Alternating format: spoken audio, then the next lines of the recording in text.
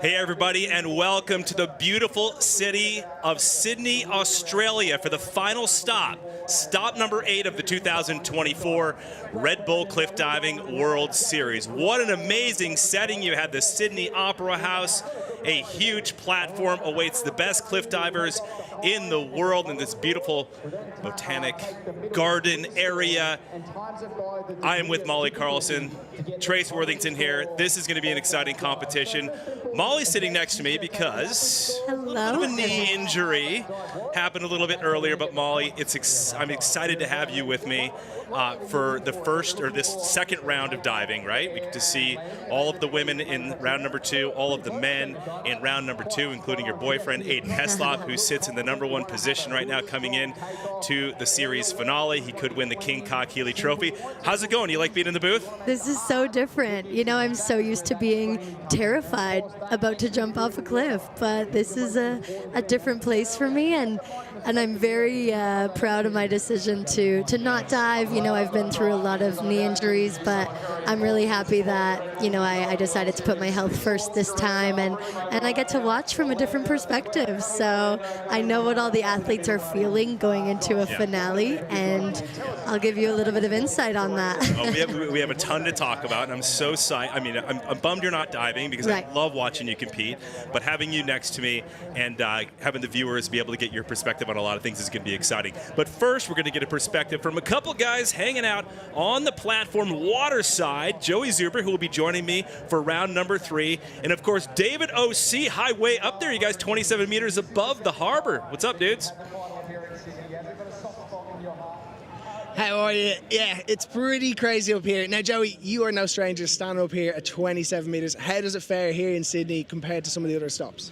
Oh, look, it's been a while since I've stood on a 27-metre platform. Feels a little nerve-wracking again. Got those flashback moments what it's like to dive just before the competition. But, man, how can you beat this view? I mean, look at that. I mean, the Opera House, the Sydney Harbour Bridge. I mean, this is just an ideal location for the athletes and the spectators. It's so cool. And what can we expect, I suppose, here in the grand finale? What are the stories to look out for? Key one is Rihanna Nifland's already won the King Kai Kili Trophy already in Turkey, so that's really great for her. So she took the pressure off herself. Now she can really enjoy the competition in front of a home crowd, so we're really proud of her. Of course, being a fellow Aussie as well. But for the men's, look, the King Kai Kili Trophy is still open. Aiden Heslop's got one hand on the trophy at the moment. He's 16 points ahead of James Lichtenstein. So, look, he would have to come in 10th, and James Lichtenstein would have to win the competition if he were to take the King Kai Kili Trophy off his, off him. But look, I do think it will go in Aiden Heslop's favour. But anything can happen, right? You can spin off in the last turn. So let's see what happens. Absolutely. I think it's going to be lovely having Molly in the booth, giving us that insight. She knows Aiden better than anyone else. But yeah, looking forward to it. And I am also looking forward to getting off this platform. All right, stay safe, guys. It's good to see Joey back up there, huh? I want to see him jump. Flashbacks. I want to see him throw a dive down. That's how he should get back down. No climbing down those stairs. I think Zuber should take a leap right there. But folks, once again, joining us YouTube Live for the final stop of the 2024 Red Bull Cliff Diving World Series in beautiful Sydney, Australia. Trace Worthington alongside Molly Carlson. Joey Zuber will be joining me back in the booth a little bit. We have a chat room going on with our YouTube channel. You guys, Red Bull Cliff Diving, the YouTube channel, you can spread the word, tell people to tune in, thousands of fans on hand, but also you can chat in the chat room on the YouTube page right here. I'm looking at a bunch of different questions. People are excited. Molly is sitting in the booth, obviously bummed that she's not diving, but go ahead and fire off some questions. We will do our best from our end to answer the questions, or our team at Red Bull Cliff Diving will do their best to answer questions. So are you looking forward to this? Let's talk about your boyfriend real quick, Aiden Heslop. I mean, are you pretty psyched to see him potentially lifting that, like Joey said, one hand on the trophy, but two hands after today or after tomorrow, possibly? Aiden is obsessed with cliff diving. Like, I think he wakes up dreaming of holding the King Kai Healy Trophy, like, for the last 8 years. And so for him to be so close to having that, he's waking up like he's already won it. And because he has confidence, like, having confidence for Aiden doesn't freak him out. Like, if I'm not confident, something goes wrong, you know? But he's like, I got this. I want to win the event and the King Kai Healy Trophy. So it's fun to watch. Yeah, I can't wait to watch. I can't wait to watch him. I mean, I love how he throws the big DD And, cliff diving, we've got all, there's a few rules in Right. place. And for those new to Red Bull cliff diving, here's how it all works and goes down with the competition format. Check it out. Each Red Bull cliff diving event features 8 permanent and 4 wildcard divers per gender. There are 4 rounds of diving, with varying levels of difficulty. The panel of 5 judges has less than 3 seconds to evaluate the parts of each dive. The judges then award scores from 0 to 10. The highest and lowest scores are eliminated, and the remaining 3 added together. This total, multiplied by the degree of difficulty, gives the dive score. And all 4 dives are added together for the event score. Finally, series points are awarded at every event, with a bonus point for the best dive of the competition. At the end of the series, the divers with the highest series points are awarded the King Kahikili Trophy. The King Kahikili Trophy. Only 2 women and 5 men have won that, possibly 6 names now will be etched on that if Aiden Heslop wins it today. Here is Stella Forsyth. How about her, the 17-year-old Australian? She dove amazing yesterday in the first round. Incredible. You would not catch me at 17 jumping off a 21-meter platform. But here she is, repping pink. She goes, I'm feeling my Barbie.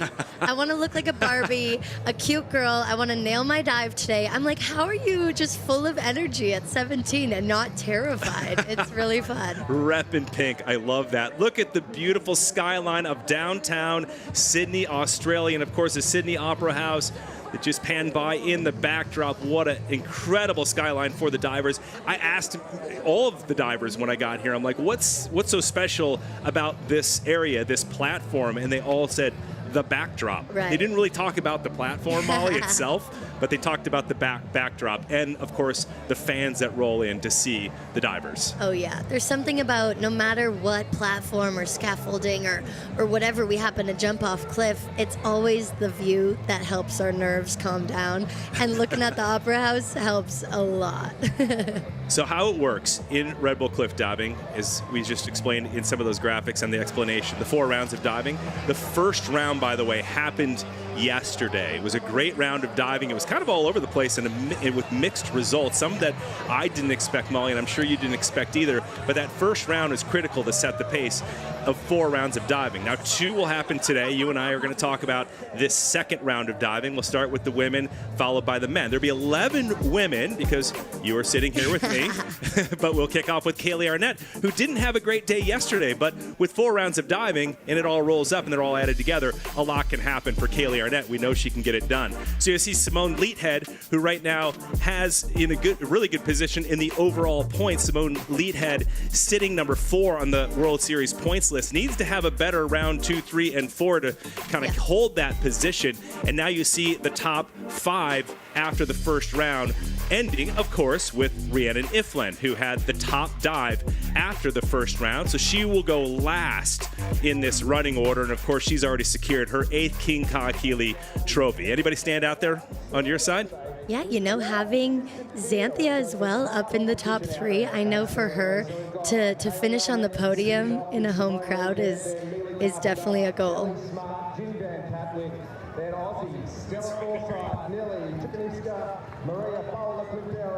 A beautiful shot of the bay, the Sydney Harbor, and that tower right there. Okay, so 27 meters is the man. And then we have, of course, 21 meters for the women, which is what you dive off. I'm glad I'm a girl. You would not catch me on 27 meters. Beautiful weather, and look at the platform right there. So big. We'll go with the 11 women first, followed by the 12 men. You see the safety divers down below. Again, the backdrop of the Sydney Opera House. Spectacular day for this final stop of the Red Bull Cliff Diving World Series. Once again, I'm Trace Worthington, next to Molly Carlson, who removed herself from the competition because of a knee injury. Kaylee Arnett, she will dive first. She's making her way up to that 21-meter women's platform. So she has her work cut out for her She's hit always those big dancing. scores. Always dancing. You like it? It's so, I could never. Well, how come you can't dance on the? I mean, I'm not can't, but like, why don't you do that? You Because too I'm too focused? anxious Really? to embarrass myself. Like look at this. She's gonna go out and just have a blast. I love her. Oh, the ballet. I think the most impressive part about Kaylee Arnett is that today marks her 5th ever World Series competition ever.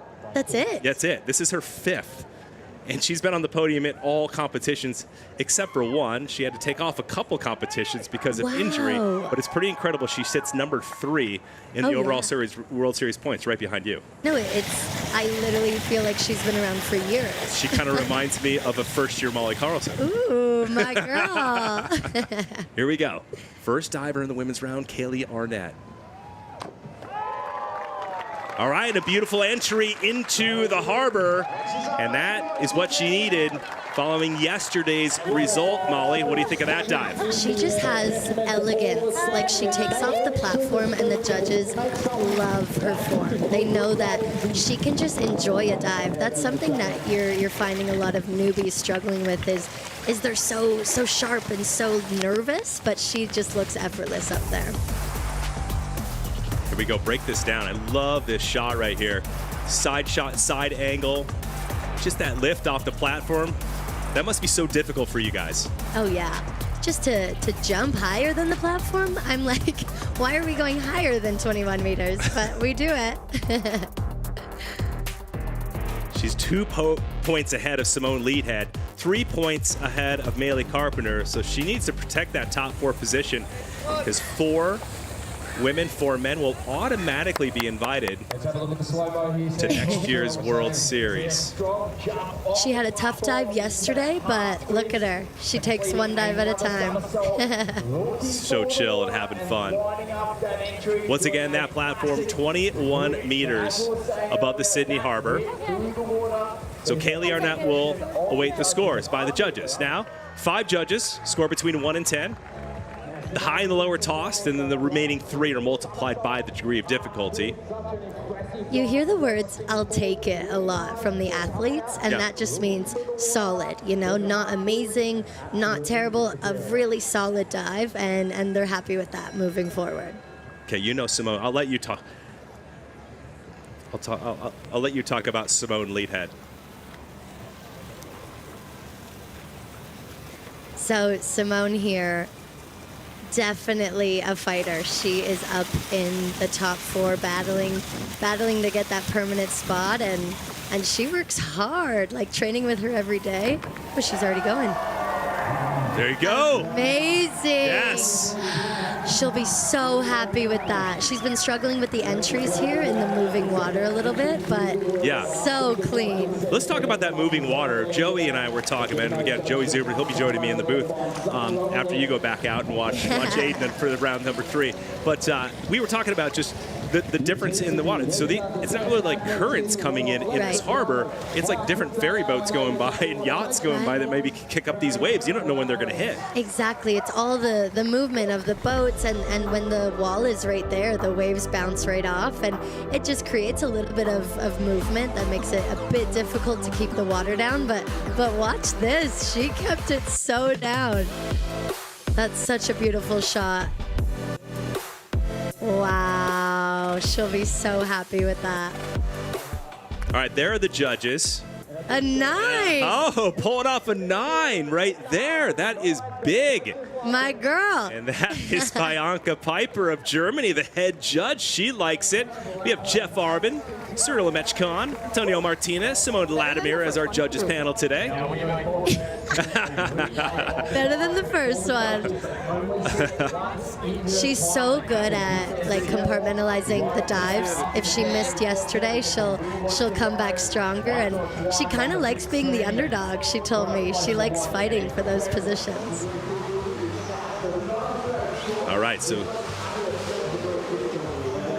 Simone comes in with 86.7 points on that one. So Leadhead with a total after 2 rounds of diving, a 128.30. Ellie Smart of the United States makes her way up to the platform, and there's Orlando Duque, our Red Bull Cliff Diving World Series Sports Director. But here's Maylee Carpenter of the United States for her second round dive.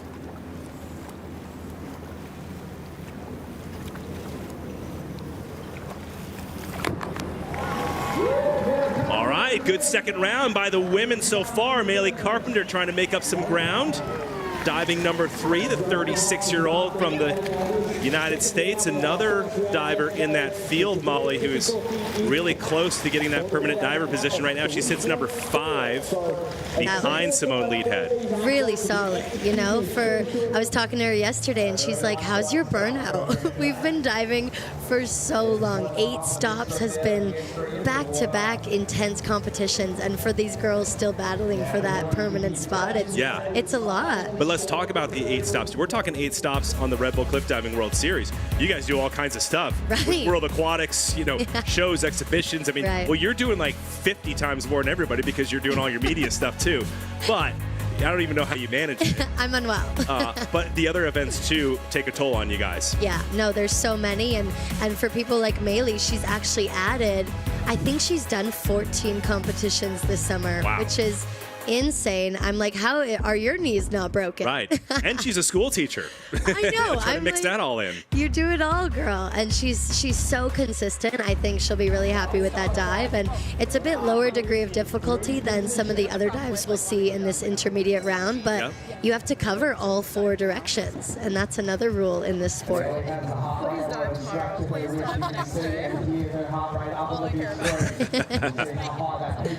Is it nice to have, I mean, you always want the sunny days, right? Right. But at the same time, do you like the consistent light with the clouds? Yeah, it's nice when there's clouds. It's like you're, first of all, not getting a 3rd-degree sunburn. Second of all, you're just hanging out with your people, and it's good vibes down there. All right. This is Ellie Smart. Is she going to do a running takeoff here? Ellie, I've never seen her run in my life. But this is a really consistent marking dive. it out. All right, so Ellie Smart putting one into the harbor there for her second round dive. Lots of fans here to watch the final stop of the 2024 Red Bull Cliff Diving World Series. Today, 38, so you're talking about a lot of events, 38 starts that she's had in her World Series career, Ellie Smart, Happy birthday, Coco, if you're listening. Wait, that's so fun. That was a really solid dive for her, and she wants to finish strong as well, you know? She's had her ups and downs this season, but for her to come out and have one more good one would mean a lot to her. Ellie Smart. So vertical. Yeah. So when you say vertical, just coming into the water? Yep. Vertical, which will create that little bit of a tube, so those clean for the clean entries. We'll take that. We hear it again. 7140. So you see in yellow, 7140, that's her second round score. And then rolls up, add those two together, 126. So she'll have 2 more dives, one today, one tomorrow. All 4 dives are added together for the grand total, which brings me to this question. How hard is that with consistency? She'll find out right there. 17-year-old Stella Forsyth, the Aussie, getting ready in her debut on the World Series. But how difficult is it for you guys to stay consistent through 3 days, 4 dives that are added together throughout 3 days? No, from an athlete perspective, it's exhausting to be in that mindset for 3 days straight. For me, example, I've had one competition where I hit 4 out of 4 dives, and that was Montreal. You know, I've had 7 events in Red Bull Cliff Diving, and of course, when I have missed, it's been okay, and I've still landed on the podium, but a hit for me is really hard to do 4 out of 4 times. So that's what everyone's striving for, and Ginny, let's talk about her for a second. Oh, man. She works harder than any of us. Jeannie, 39 years old.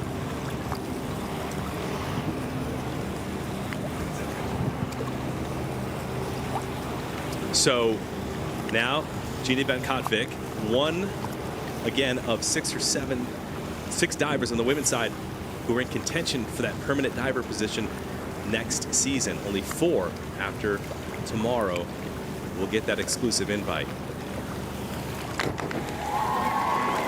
So Jeannie Van Katwijk, who had a podium, the very first podium of her World Series career this season. That was in Northern Ireland, where she placed second. She's only had 8 starts on the World Series. That's it. Yeah. Like, So a lot of new faces coming on and kind of doing well over the past year or two. I love Ginny's mindset this season because she's like, I might be one of the oldest divers, but I'm just peaking right now, and I want to prove that. And it's so fun. It's inspiring. A little short of vertical, but she's doing a huge dive in the intermediate round because, again, you do what's comfortable for you, and this, she says, feels like a triple half. So she does that, but it's actually really high degree of difficulty. I love it. Her and her husband, Matt Cooper, actually got engaged right here at the Sydney Opera House. That was 8 years ago. Did they? November 5th. This is the spot, yeah. So Matt coaches her. He's down there by the water as Jeannie Van Katwijk awaits a score. Here we're in women's round 2. Trace Worthington joined by Molly Carlson. For those who just joined us, thanks for tuning in. She gets a 66, rolls up into 3rd place when you add those 2 scores together. Molly had a bit of a knee injury, so again, reminding the new viewers that tuned in, because a lot of them are, that you just removed yourself from this competition, playing it safe. Yeah. You already locked in 2nd for the season behind Amanda Niflin. It was one of those decisions where, do you put your body through more pain for the same result? And that was I cried a lot making the decision because I want to be up there with all these girls, but you know, it's fun to see, especially little girls like Stella. 17 years old. How nerve-wracking is this? Look at the crowd down below. She nailed this in practice. I actually haven't seen her not go vertical in practice yet, so hopefully she can channel the nerves.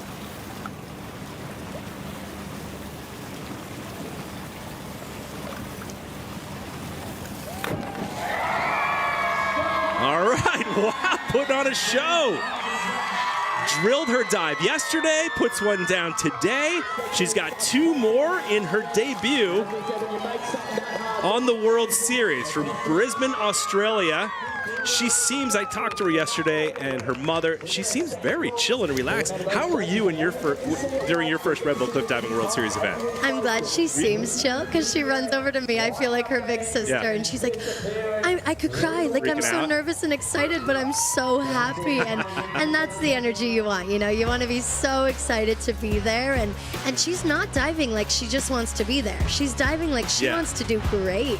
I mean, she reminds me of you, because when you came onto the scene, you only had a few years of high diving underneath your belt, right? Same with her. She hasn't had that much experience, and somehow people like you and Stella were able to catch on to it fairly quickly. I'm honored. You're comparing me to her. No, it's fun. You know, for her, she has that solid Branny, that Barani maneuver you're seeing at the end of all these high dives. She locked it down really fast, and she's only done 20 meter for a month and a half. So for her to be up there with the big girls is getting 8. Dude, bunch of 8s. Crazy. That's awesome. She'll toss out 2 of them for the high and the low. So you see that faded off on the left-hand side. She'll keep 3 8s. 74.4 on that dive. So she moves into the lead with a combined score after 2 rounds of 131.60. She's 7 to go of this field of 11. Little Barbie's on fire. Little Barbie's on fire. Look at that shot right there, the Sydney Harbor. And again, if you just joined us, YouTube Live, and you can actually join us in the chat room. I know a lot of people are saying, hey, Molly, how's it going? A lot of Molly fans, a lot of Brave Gang fans. We'll talk about that in a minute. They're just like, hey, I love it. Speaking of Brave Gang, so many girls wearing pink today. A lot of pink out there. There's like 5 swimsuits, pink swimsuits. All right, so Nelly Chikadivska, another 17-year-old diver. Wow. The youngest in the field. Teeny bit older than Stella. Mm-hmm.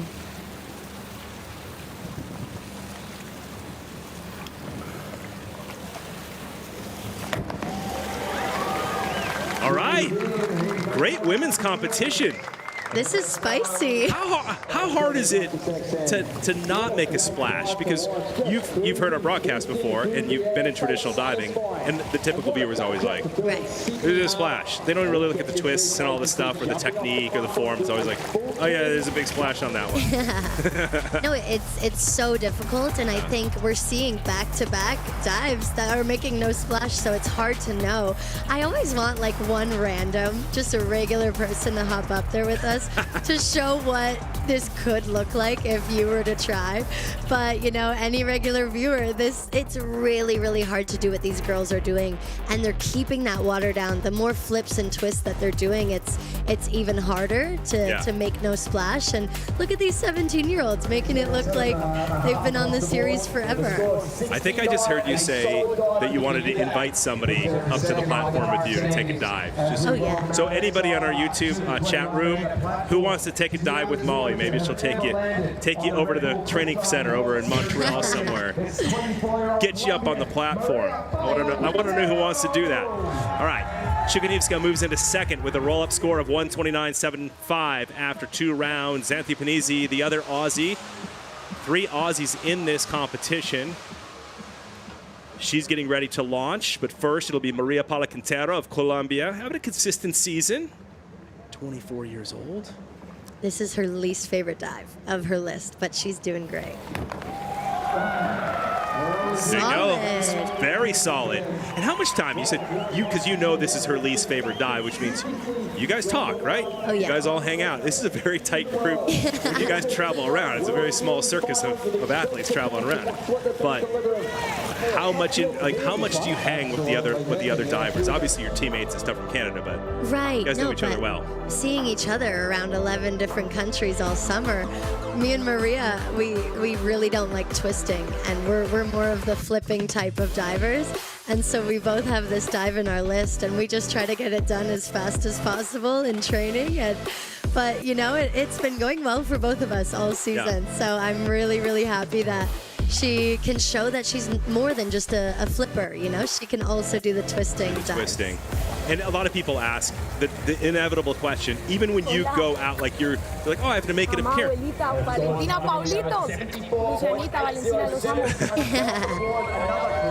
But, well, moves into first with a 138.50 with that 74 on that last dive. Huge. Nice work by Quintero. Might be her least favorite, but she doesn't look like it. All right, Xanthi Panizzi I talked to her yesterday. She has about 30-plus friends and family here, all wearing red shirts. Let me get my shirt out. Easy to identify. You have it here. Oh, she's loving this. You know, she also has to dive really well at this event because she's gone through ups and downs with her mental battles this season, and she's come back and learned new dives like this handstand. Young Stella Forsyth. She has 2 more dives, 1 today, 1 tomorrow. Oh, look at this arm stand dive.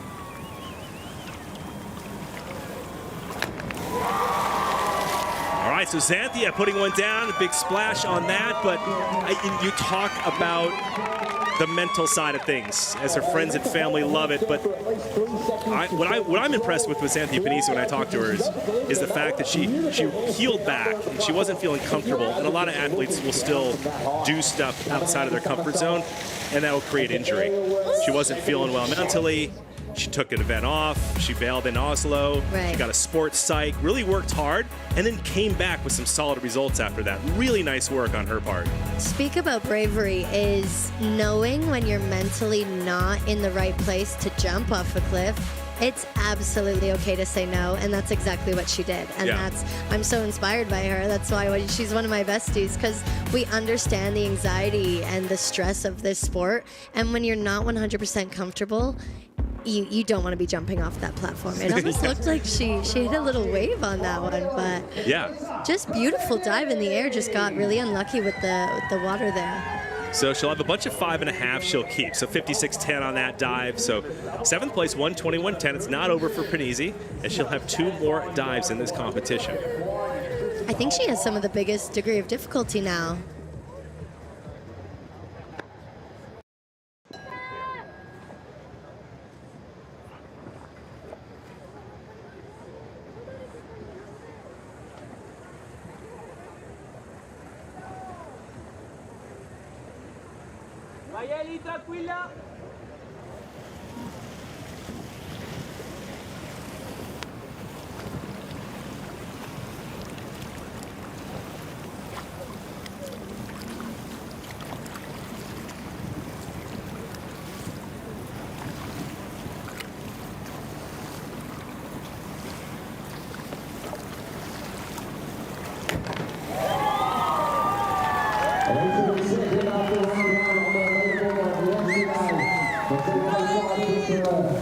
After the judges send their scores through, after my helper in that position, that was a textbook double, and look at this replay. What a backdrop.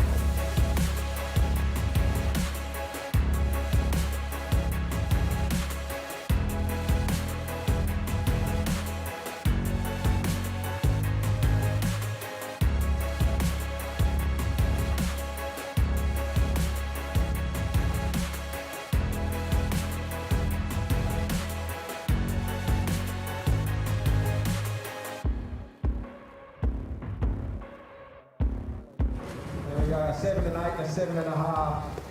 The score is 76.50, putting her in first place for the moment. I thought we would take her position, but it certainly has.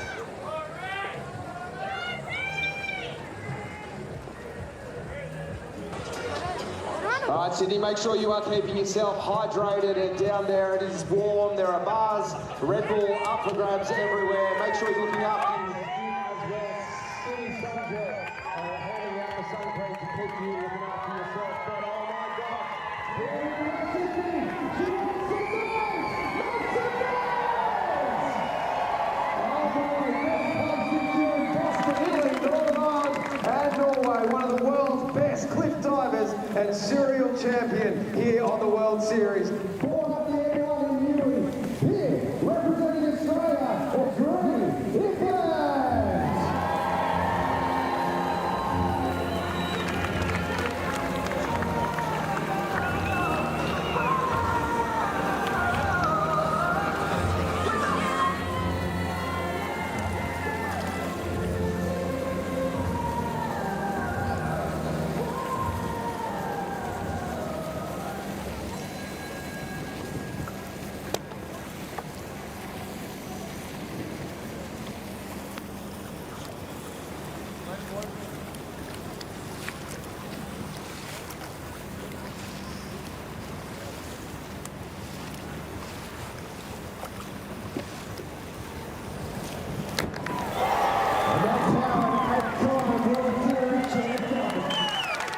Competitions with knee injury here at the last stop of the season.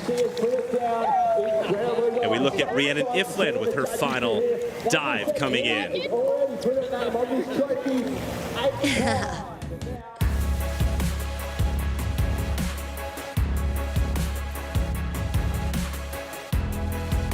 So Rhiannon Ifland, the 8-time Red Bull Cliff Diving World Series champion. Joey and I talk a lot about, Molly, just the consistency over the years. You have that consistency. I always say you're in the sport maybe in not the greatest time when you know what I mean? Like when Rhiannon Ifland has that momentum and that experience, right? So she has those years and you guys kind of keep going back and forth and stuff like that. But how impressed are you with Rhiannon Ifland and, you know, just the competition between you two? I know it's a friendly competition, but how impressed are you with her diving? I'm like in shock every time because like I said, it's so hard to do 4 to 4 good dives. And I've only done it once this season on the Red Bull Tour. She's done it time and time again. And she's just an icon in this sport. And a miss for her is like 8s, you know? Yeah. 156.90 for Rhiannon Ifland.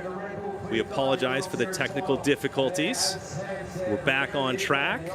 And just to get you up to speed, Rhiannon Ifland was the final diver in round number 2 for the women. Round number 1 took place yesterday. So the women now complete round number 2. 4 rounds of diving. Their second round will be in a little bit. And then the final round tomorrow. What do you think of this? Interesting. Yeah? Alyssa holding her ground. Okay. Maria up there. Stella, she is just on fire. And Fourth. Nelly. And a huge comeback from Simone from 10th to 6th is really, really exciting. Yeah.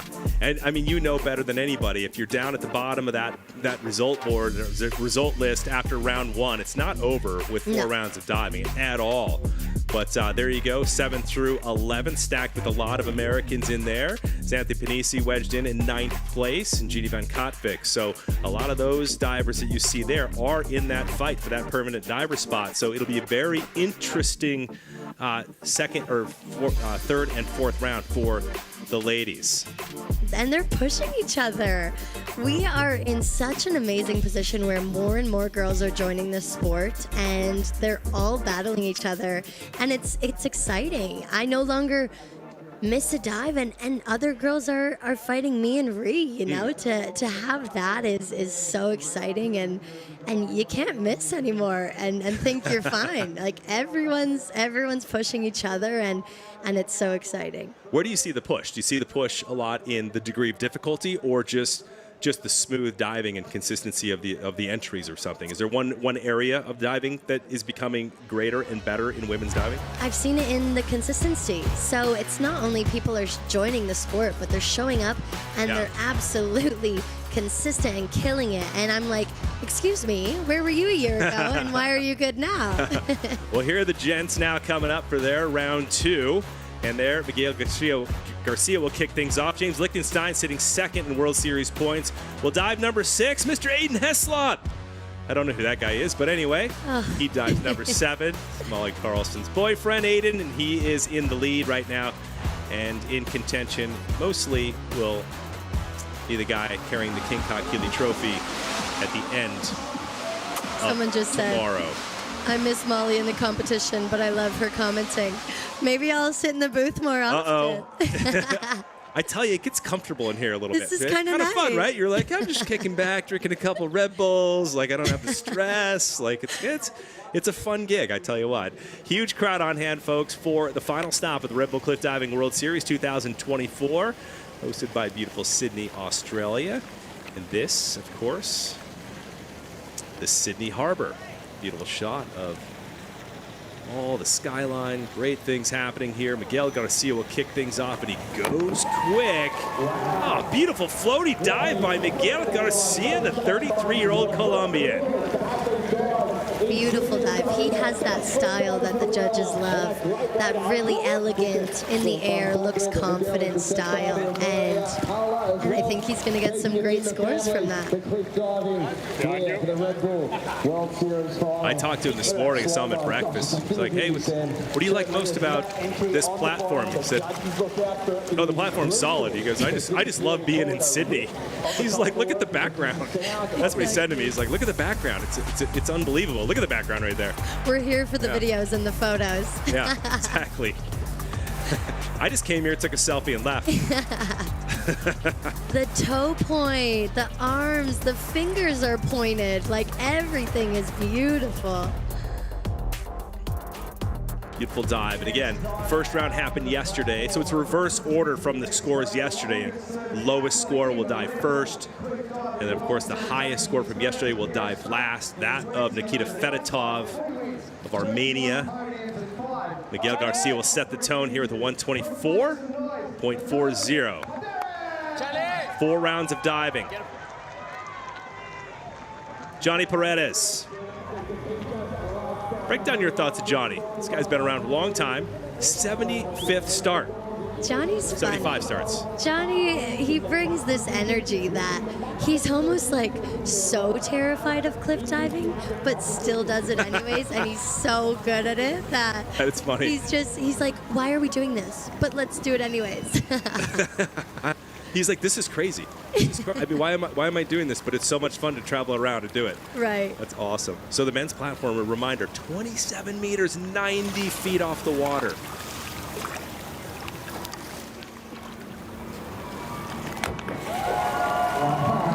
It is 76th World Series start. Jonathan Paredes still has the goods. That sound is magical. Well, You it's know, when rip.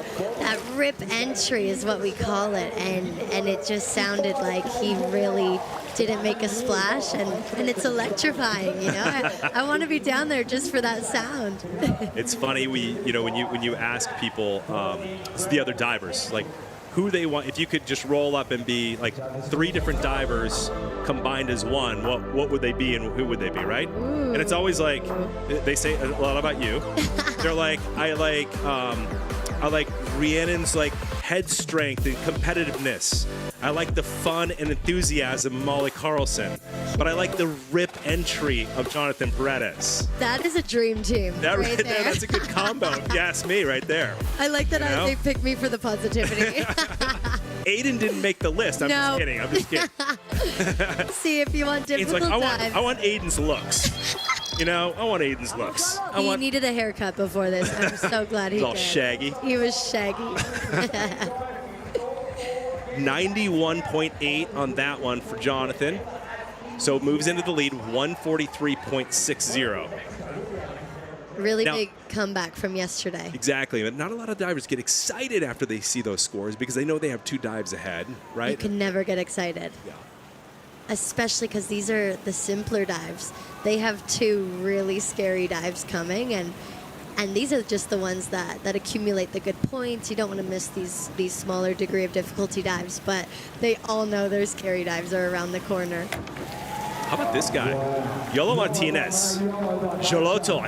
Somebody said yesterday, we call him Yolo. I'm like, well, I'm going to start calling him Yolo because it's a lot easier to say. So, Yolo Martinez, Joloto, doing a great job there. This kid has been on fire this season. Comes on as a wild card diver, first season rookie, 21 years old.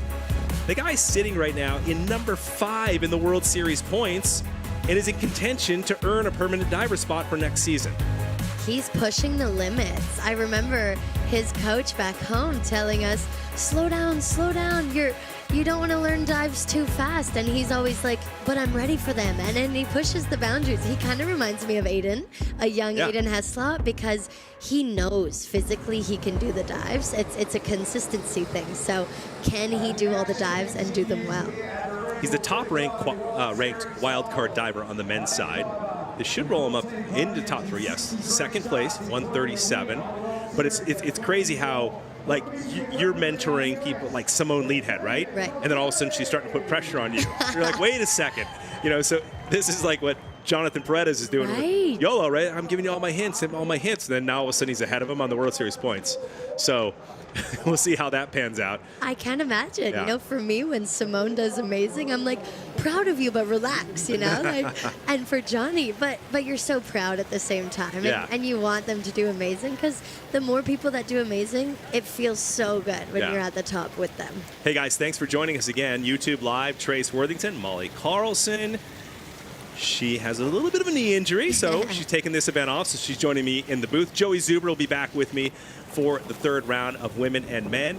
Molly's going to head out and watch her boyfriend, Aiden Heslop, who's in contention to win the King Kong Keeley Trophy for 2024 season.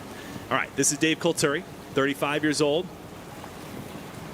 I asked him about that shoulder. I'm like, dude, you're still taping that shoulder up? He goes, no, that's the other one. I thought it was the same one from earlier this season. He may actually get surgery on it. He's diving through a pretty bad shoulder injury right now, but he wants that permanent spot so bad.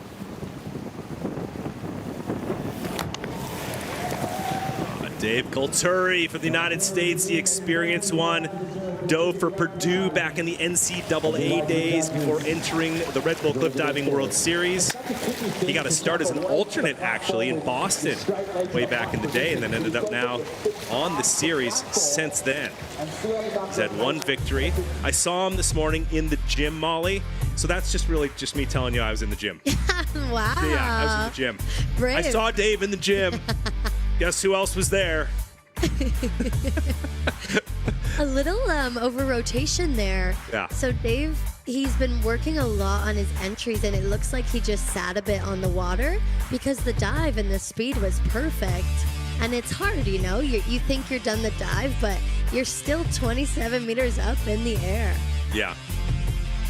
It's such a nice job. He is, despite the injury, he is in good shape. This guy works harder than a lot of other divers out there if you follow this sport for the past several years. But 59 on that. So Dave will be in third with a 126.60. Places don't matter so much right now. After the second round, it's more or less the scores. You could be in 8th place, Molly, but still close to first after round 3, right? Coming into the 4th round. He's going to have to do a similar mental situation as Xanthia, you know, missing this second round dive, but having to remember you still have 2 dives that can really make a difference. All right, we got some back-to-back-to-back guys coming up, and they are the top 3 in the World Series overall points. So it's Konstantin Popovich, James Lichtenstein, and of course your boy Aiden Heslop. These guys have just been so incredible this entire season. The strength. I was talking to Costa the other day, and he said even though Aiden has a big lead, he still wants to do an amazing competition for himself, and the battle between even James and Costa is like 3 points. It's really intense.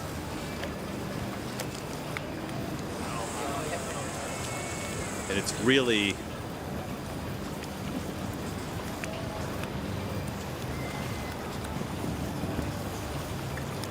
dive on this one.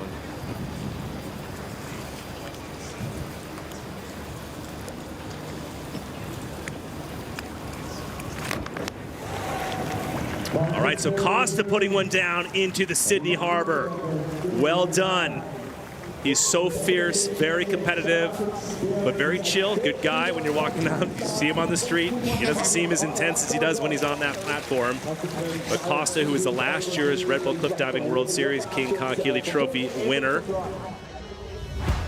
like you said, trying to maybe move up in that position, hold down second place ahead of James Lichtenstein. It's going to be very difficult to get back-to-back trophies with Aiden Heslop being 19 points ahead of Costa. He's got a unique style. A unique style and a unique strategy. He actually didn't warm up his dive yesterday, and I'm not sure if he warmed up this one. And he really focuses on the 2 big dives. He warms those ones up. So for him to go and get these 8s and up without even training them is really impressive. Yeah. And again, he's saving his body, and he knows what works for him. Yeah. And he's already taught you, he's telling me yesterday about next year already, right? Like he's already like, all right. He's such a planner. I love him. He is a planner. So 153.60 for the Romanian shark, Costa. Look at him. And he's already working on he's already working on his next round. I never see him not moving. All right, so funny. Who's this guy? Who's that cutie on the ladder? Who's that guy? He needs a little, you said he needs a haircut? So Aiden Heslop about to drop pretty soon. But first, we're going to check out James Lichtenstein of the United States. James held down the lead, the World Series points lead, for 4 events in a row and got his first ever win. That was in Oslo, Norway. This guy is a mathematician. He's figured it out. He really kind of studies where he needs to be, what he needs to do. He uses a lot of mathematics towards his diving, his strategies, which is impressive. It's so impressive. And for him to not have, for say, 14 years of regular diving experience under his belt, his trampoline experience just proves that you can come from different backgrounds and still be a top competitor. And he's doing incredible with the dives that he's performing. Yeah. You know, Rhiannon came from that trampoline background too. It's feet to feet, right? Feet to feet. I wish I did a little trampoline. Maybe I'd be more consistent. You used to land it on your head.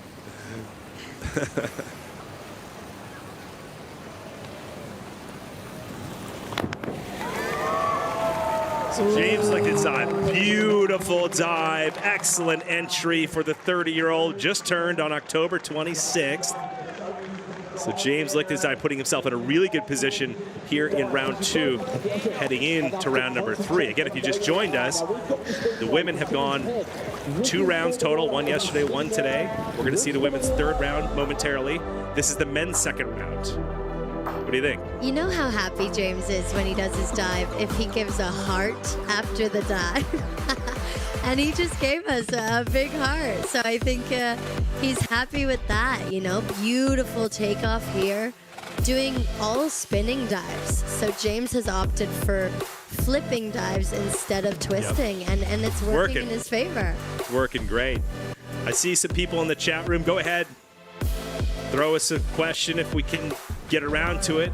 Or our team at Red Bull Cliff Diving will as well. Asking what's the speed coming into the water? 85 kilometers per hour, 53 miles per hour is what the speeds are for the men coming off that 27-meter, 90-foot platform. 155 after adding rounds 1 and 2 together for Liechtenstein of the United States. That puts him into the lead with a 155. It's a great shot of that tower. As we look at Aiden Heslop. What's that little move there? Does he know to dance? Absolutely not. But does he do it anyways? Yes. It's so interesting how, you know, he handles his pressure. Like he can smile through, but as soon as he's on the edge of that platform, it's game face. Look at him trying to be serious. and you know how not serious he is a lot of times, right? You're just like, what? Come on. So he warmed this dive up yesterday, and it didn't go perfectly. A lot of splash came up, but he's been dealing with a back injury as well. And getting into this small tuck shape is really hard for him. So hopefully he's warmed it up good enough today to do it well. What's he doing? Inward triple half tuck.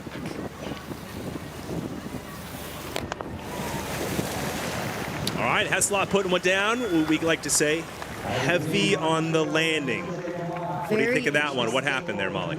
You know, like I said, he's in pain when he gets into that small tuck position, but really want to see it from the side and see what happened. There's his dad there, also a bit confused. So, yeah, I think he just landed in that same seated position that Dave did, and it brought up a lot of splash there. Are you going to still talk to him after this? I'm going to avoid him for the next 4 hours. If his next dive is the same, I might be nervous. He's such an amazing diver, though. He's won 4 competitions this season. I mean, that is huge. I mean, this is a kid who idolized the best in the sport, like Gary Hunt, and really has taken everything in. He's been a sponge over the years, I feel like, right? Taken everything in and applied it towards his own diving. Exactly. Learning from the pros and applying it to his dive. It actually wasn't that over, just a lot of splash. When you're coming in at those impacts, it's just so much water comes up because you're going at such a high speed if you're not vertical. But he goes right into the next dive. He's like, that happened. Let's go nail the next one. Yeah, so you can't go back, right? 129.40 puts Heslop into 5th. If you just joined us, Trace Worthington, Molly Carlson. Molly Carlson's boyfriend, Aiden Heslop. He's the guy that will most likely, by virtue of points, win the King Kai Keeley Trophy for 2024, but I don't want to jinx him. Joey Zuber said, you never know when you can spin out on the last lap, right? Like an F1 driver, you know? Here's Sergio Guzman. There's a really interesting battle between the 3 amazing Mexican high divers. There's, you know, only allowed 2 permanents per country. And there's 3 of them that are really, really talented. And Sergio and Johnny are nearly tied in the world ranking. So this has been exciting. That's interesting. And we're assuming that Yolo's going to be in there, right? Right, because Yolo's ahead of both of them. Okay. So right now, we believe whoever beats each other between Sergio and Johnny in this event will be permanent next season. Sergio Guzman of Mexico, 33 years old.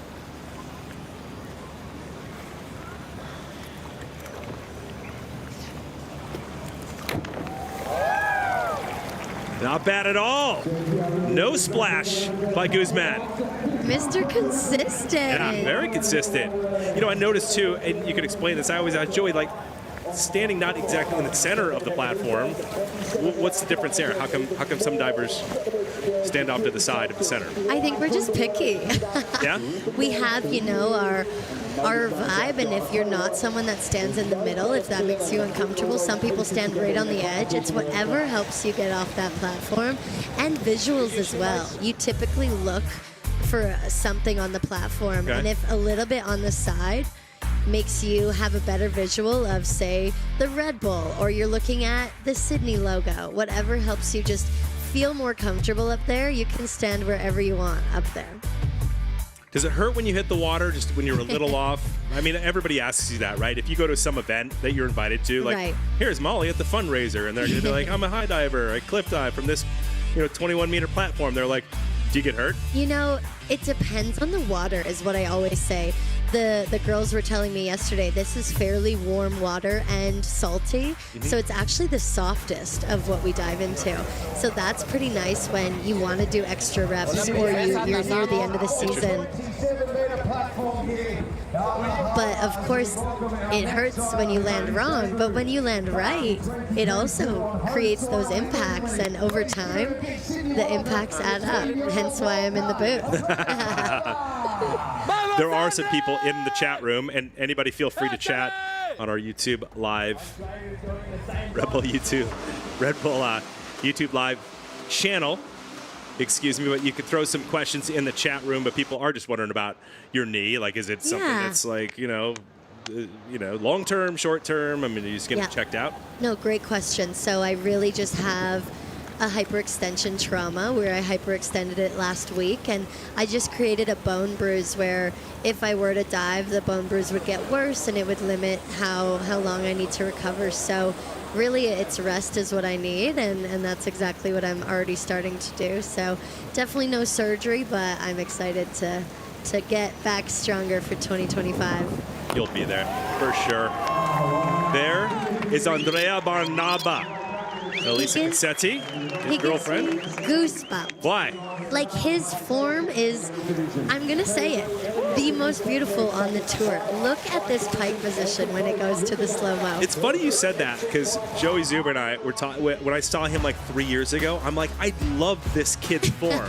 I do. Look at that. I mean, look at how flexible is he? His knees are on his nose, and even when he lets go of his pike, like, I use my arms to pull myself in, but he lets go of his pike and his knees stay on his nose.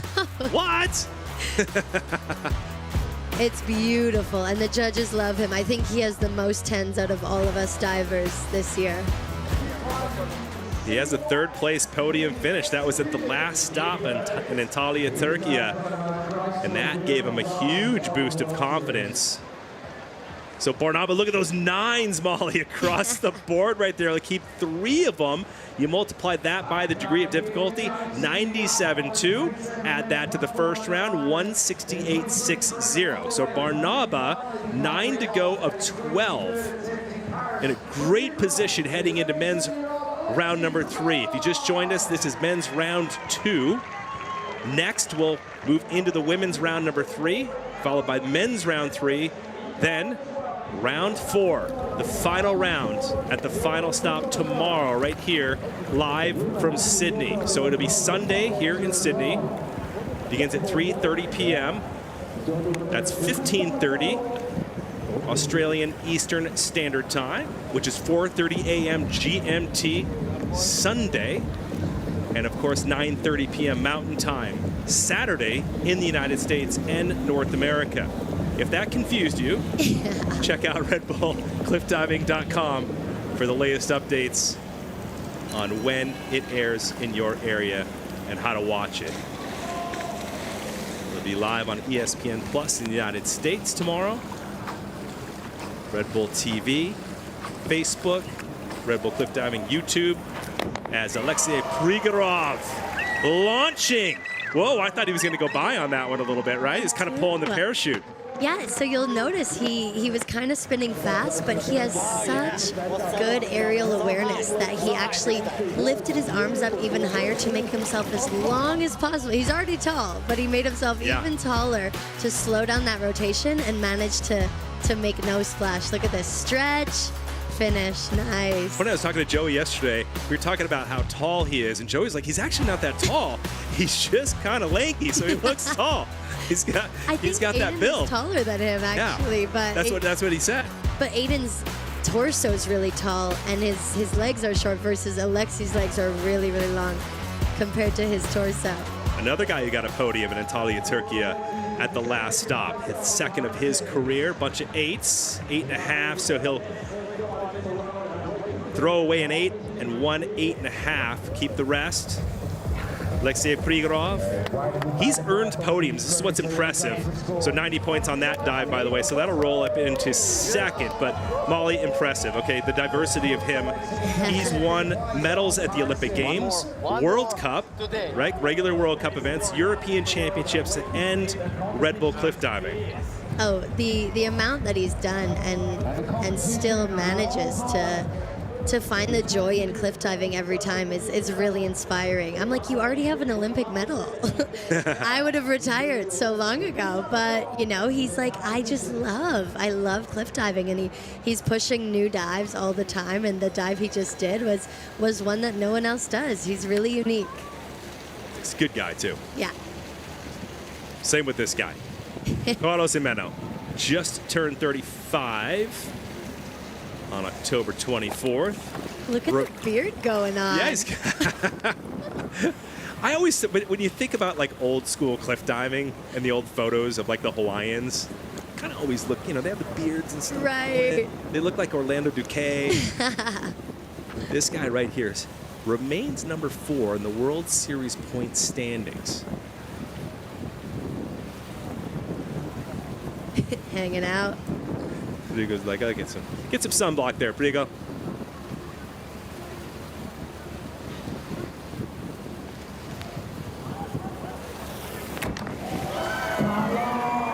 Oh, Carlos Jimeno putting one down, trying to hold down and remain in that number 4 position in World Series points. And if you just joined us, being in the top 4 after tomorrow in the World Series points, you will earn a permanent spot for next year's World Series.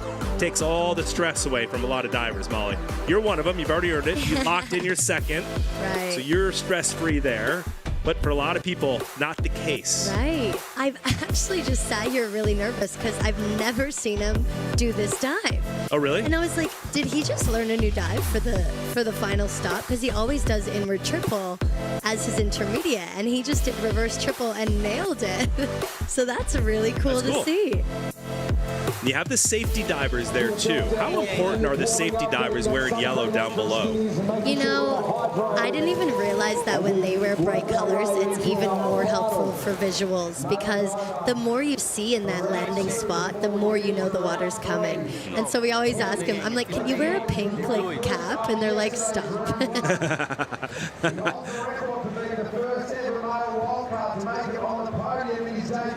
So 6th place, 152.0 for Carlos Jimeno after his second round dive.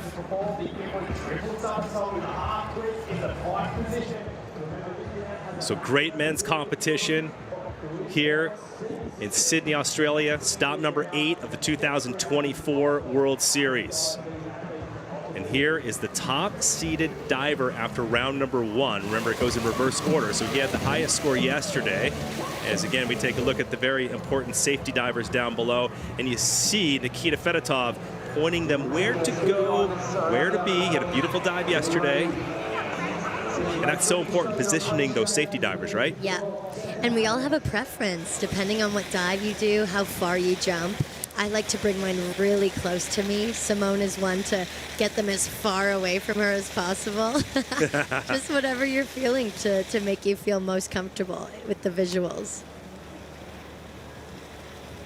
I will give you a tidbit. Nikita actually hit the platform during training yesterday. Oh, really? On what he'll do in round 3, and he didn't train it again. So he's really saving that energy for the big round 3 dive, because he wants to, of course, never hit the platform again. It was just his toe, but still shocking. And let's see what this dive looks like without warming it up.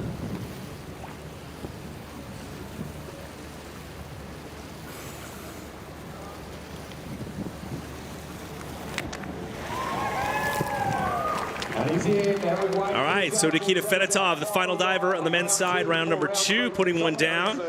To break it down for us, analyze this from a diver's perspective, this dive right here. Yeah, this is beautiful. You have to complete 3 flips towards the platform, already scary. But he gets into this beautiful pike position and then sees the water after 2 flips. So here we go. 1, 2, opens his arms, see the water, and really lines up for that vertical. A little bit fluffy, we like to call it, when you're perfectly vertical, but the water still comes up. Just means that, you know, you got to work on that extra tight position when you hit, but really, really beautiful and stylish diver. And the strength you have to have just to make that happen. And that's what Nikita Fedotov has. We'll see if he can hold down that top spot. Bunch of 7s right there by the judges. So we'll toss out a 7.5 and a 7. Keep 3 scores. Multiply by 3.6. So 79.20. Still in the top 3 for Nikita Fedotov with a 159. Not bad, not bad. Great men's second round competition. He's Aiden's best friend on tour. Oh, is he? I see a lot of Nikita, and he's funny. He is a funny guy. He's so chill. Whether he does a good dive or bad dive, we celebrate. He's got that John Wick vibe going, Joey and I always say. All right, well, it's been so nice having you in the booth. Good luck with your knee. Thank you. All right, I know you're going to head back down to the water and check out your boy. Yes, got to go cheer so he doesn't make another big splash. Don't tell him I said that. All right, thanks for joining us. Thank you. Molly Carlson right here. We're going to get Joey Zuber back in the booth here on a beautiful day in downtown Sydney, Australia, and the Sydney Harbor for stop number 8 of the Red Bull Cliff Diving World Series, the final stop of the season, and standings after men's round number 2. It is Andrea Barnaba. How about that? In the top spot, Prigorov in second. You have Fedotov in third. Thanks a lot, Molly. Have a good one down there. Tell Aiden we said hello. James Lichtenstein in fourth, Popovich. So that whole battle between the men in the top 3 still remains. Heslov still has some work to do to kind of hold down that spot. He doesn't want to place 10th after tomorrow, and potentially lose that King Kong Keeley trophy. But we know what Heslov has in the bag of tricks. So Miguel Garcia in 12th, and what a great men's round 2. 2 more remain for both the women and the men. Joey Zuber joining me here in just a minute. But first, we're going to throw it down to David O.C., who's with the 17-year-old Stella Forsyth at her first ever Red Bull Cliff Diving World Series competition. Dave. All right, Stella. So first of all, welcome to the Red Bull Cliff Diving World Series. Can you tell us your journey into diving and even getting here to high diving? I started with traditional diving back in Melbourne, where I grew up and was born, and then I finished the sport. I was completely done with it, like not even thinking about it. And then I moved to Queensland, where I met Jeff Arb. The sport again, and yeah, that's how I got introduced to high diving, and then got invited to the Red Bull High School in Austria, where I met the whole crew, and yeah, just really fell in love with 20 metre and yeah, the bigger heights. So when was the first time that you stood on a 21 metre platform? About a month ago in Fort Lauderdale. I was there training for a week with Steve LeBou and the rest of the American team, and that's where I learnt my 20 metre list. So you started a month ago. How has it been here? Like, I'm sure you've watched it on TV before. What's it like actually being here on the platform with the rest of the divers? It's so surreal. Like, this doesn't feel real at all. It's really insane diving with the people that I've been looking up to for ages, and yeah, it's just a really, really cool feeling. And one thing that I think has to be mentioned is it's not like you're just here participating. You're actually in a really good position after 2 rounds. Did you expect that? Not at all whatsoever. My goal coming into this was just to put 4 clean dives in, just do the best I can and just enjoy it. I wasn't even thinking about placing or anything like that whatsoever, but it's always nice to see that my hard work has paid off. But yeah, it's not what I'm thinking about. And you've obviously now got a taste of what high diving and Red Bull cliff diving is like. Is this what you maybe want to pursue a career in? Absolutely. This is like, being here has just like solidified the fact that this is like what I want to do for the rest of my life, for as long as I can at least. Yeah, hopefully I can do some more competitions and get my name out there, and yeah, I just really enjoy it. And how has it been with all the divers? Have they been really nice looking after you, or has it been a bit daunting at times? No, absolutely. The high diving community is like I'm just so grateful to be around all these people, and the fact that they're so professional and so kind enough to be able to take me in and teach me like things and just be looking after me as a newbie. It's really awesome to see. It's a cool feeling. And lastly, obviously there's been an amazing crowd. Has that participated to how you feel when you're standing on that platform getting ready to dive? Absolutely. When I'm standing there, I'm so nervous. Like, I'm looking around at the huge scenery and everything, and then I look down at the people that drove down 8 hours to come see me, and I feel like so much calmer, and yeah, just knowing that people are here to support me is just, it's awesome. And have you got many family or friends with you? Yeah, my mum's here, my aunties are here, and a lot of my friends have come down to watch and cheer me on, so yeah. And on Monday, do you just go back to your normal life, going to school and everything like that? Yeah, I go back, I graduate next week, and yeah, not much, I'm done. That is incredible. Well, I've no doubt we'll see you for years to come, hopefully on the Cliff Diving World Series, and thank you so much for your time. Thank you so much. Awesome. Thank you. Thanks.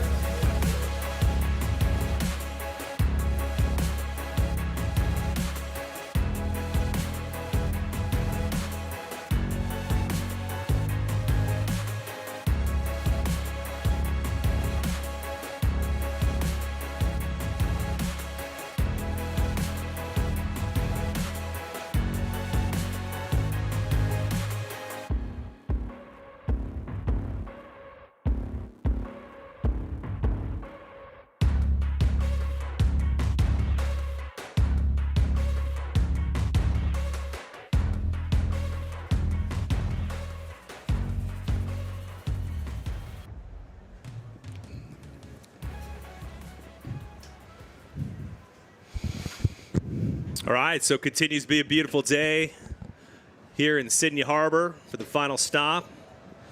2024 Red Bull Cliff Diving World Series. Trace Worthington now back with Joey Zuber. It's nice to have Molly in the booth for a little bit, get a good perspective, some good stories, huh, Joe? It was great, actually. I mean, I was down by the dock there, looking at the competition, and had the earbuds in, listening to the commentary. It was great. So, fantastic work, Molly Carlson. And it was pretty interesting. I was pretty nervous down there. I was talking to Aiden Heslop's parents, Helen and Tony. They were pretty nervous about the whole situation. But they did say, he's definitely been struggling with that injury with the glute. His back seized up when he got off the aeroplane. Yeah. So, we ran into him in the lobby as well. And he said, look, feeling really banged up after a long season. Yeah. So it's been pretty tough. Trace, Joey, we welcome you guys in. Here's the start list for the women's third round. Round number 4 happens tomorrow, guys, live. I'll give you that information momentarily, but Kaylee Arnett will kick things off. Some Bailey Carpenter, so back-to-back. Divers from the United States. We move on down. Again, Rhiannon Ifland. We'll dive number 11. Molly Carlson, who just joined me in the booth for a little bit. She's out with just a slight knee injury. Nothing long-term, but hope she gets better. But that is the start list. Anything jump out to you? And there's a good battle with the women for that permanent diver spot for next season. If I could talk about my local Aussies, in particular Stella Forsyth. I mean, she only really learned how to high dive from 20 metres around about 2 months ago. I mean, that was just so impressive to see the 17-year-old dive so well. And it's definitely been the season of the wildcards and the new guard. Yeah. It's just been incredible to watch. A beautiful platform and a fantastic backdrop, as you were saying earlier in the show as well. But a little bit of a shaky moment, obviously, for Aiden Heslop, but he's got his really high degree of difficulty dives to come, and we know that he can come back up the ranks. And we see that happen to Konstantin Popovic quite a lot too sometimes. Yep. He can be back in 8th and 10th, comes back with those massive degree of difficulty dives, he'll be pushes through. And but look, I've got high hopes for Aiden Heslop. He came so close in 2022. It came down to the last competition in Sydney, and it was within the grasp of Aiden Heslop, but hopefully it will be his year this year. Of course, 5 men have won the King Kai-Keeley Trophy since 2009, so perhaps Aiden Heslop, number 6. Only 2 women have won. 8 belong to Rhiannon Iflin. But right now, it's all about Kaylee Arnett from the United States. It's number 3 in the overall World Series points right now. All right, so we kick off the women's third rounds here in the Sydney Harbor. Kaylee Arnett has some work to do to climb back up those rankings and protect that third place position. Because, again, the points are tight between Kaylee and all the way down to 7th place with Maria Paula-Quintero. Anybody can really move into that 3rd or 4th place spot and earn that permanent diver position. Yeah, it is. It's super tight, isn't it, with Kaylee Arnett, 54 points, 52, 51 there through the ranks.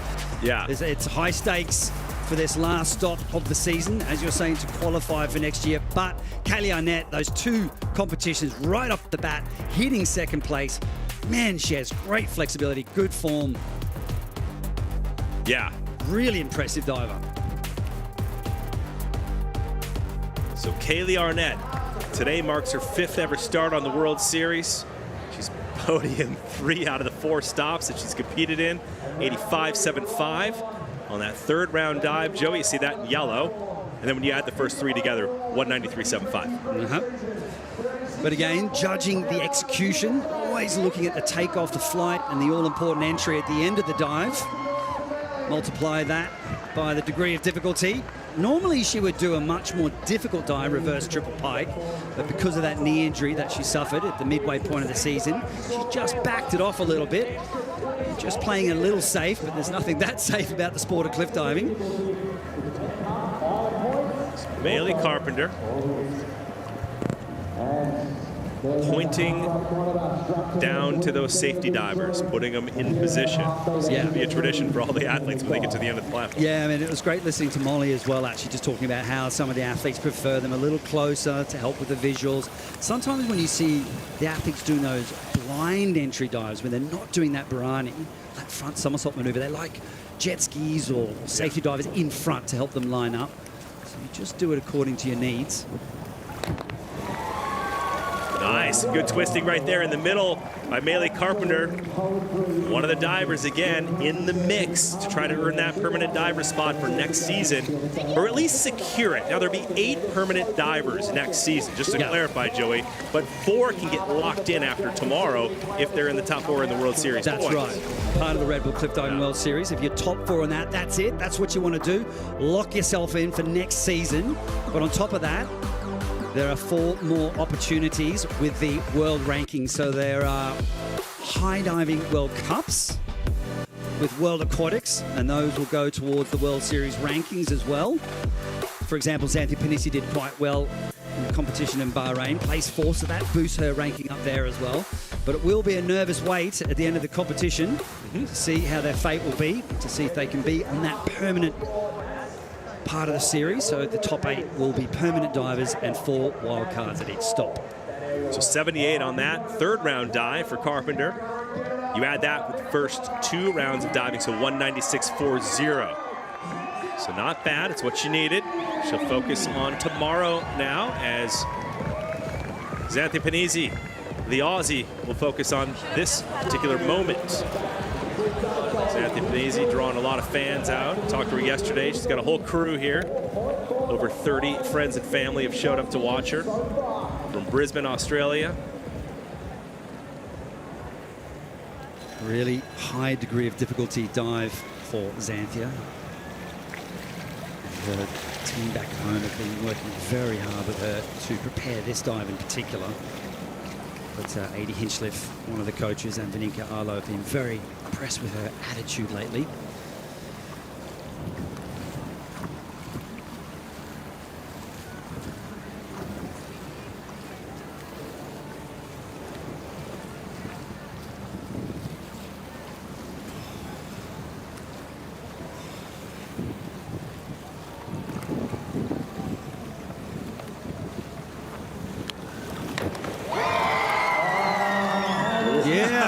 Putting it down. Wow. You know what I was doing, Joey? I was actually counting the seconds because she is known in the past events to stall for over a minute before going off that 21-meter, 70-foot women's platform. Now she's going with under 30 seconds, a big change for her. Yeah, and actually, I was actually reading or talking to Simone Leathead, and she likes to do a countdown before she dives. She gets up there, gets set, 5, 4, 3, 2, 1, go. So you really don't want to be thinking up there all that much. You just need to really think about the most important things. And the cues that we often give as coaches to the athletes is, right, just get the takeoff right. Focus on that part. Trust yourself. Trust that your body and your mind is going to know what to do once they're in the air.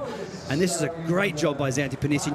You could see the nerves on her face before the dive. Yeah. They were real. Yeah. And it's real for all of these athletes standing on the platform. This is scary stuff. 21 meters up, 70 feet high. Xanthi Panisi taking the lead. Good for Xanthi Panisi, putting her in a great spot. This is the third round for the women. The fourth round will take place tomorrow. And all 4 rounds count. They're all added together. Super important there. Look at Great that shot. Beautiful Amazing. day. The locals here are being treated to, well, a first-class platter of cliff diving. There it is. Wait, what? I busted it out a little early. Wait a second. You know, couldn't wait. No, but it is true. I mean, I was just talking to some friends down on the deck while Molly was commentating, who hadn't seen cliff diving before in the flesh, and they're like, wow, I cannot believe the height. I just can't believe the sound, you know, and how quickly they're traveling when they hit the water. I mean, everything is just different when you're on site. So Jeannie van Katwijk, 39-year-old diver, the Netherlands. Her 9th career appearance on the World Series. She has a podium that happened in Northern Ireland. Very emotional moment for her, but let's break this down, Joey, how difficult it is for this arm stand, this handstand dive. This is arm stand front. You might be thinking front, that must be easier, but it's not. To get the power and the rotation, it's hard. Yeah, Jeannie. Look at that. Ooh, yes. Look at the reaction. That's what I love to see in this sport. Jeannie van Katwijk absolutely pumped after the dive, and rightly so. Wildcard diver Matt Cooper, her husband, they got engaged here 8 years ago on November 5th. Bending, pushing, throwing, bravery, skill. So watch here. Shalene bends at the waist, uses the arms to generate the rotation. And it's very difficult sometimes in those arm stand dives, the front ones, when you start bending your arms, you can almost get stuck if you don't have enough strength. At this point here, use that little kip there. So bending, pushing the heels to generate the rotation, but you need a bit of a push with the arms. You need an immense amount of strength to make that dive. And she's worked very, very hard on all of her skills. And Jeannie van Katwijk and Matt Cooper will be proud of that. She was sitting in 4th coming into Antalya, Turkey, Joey. So really solid in the points, but then got a 10th place finish there. Yeah. You know, now dropped her down to 6th. So she's still within striking distance with 48 points. So she's not too far off Simone Leathead, who has 52 points. So that women's field is super tight with the points in terms of earning a spot to next year's World Series as permanent diver. 92.40 on that, so 215.90 rolls her up into the top spot. So Jeannie looking solid after the 3rd round.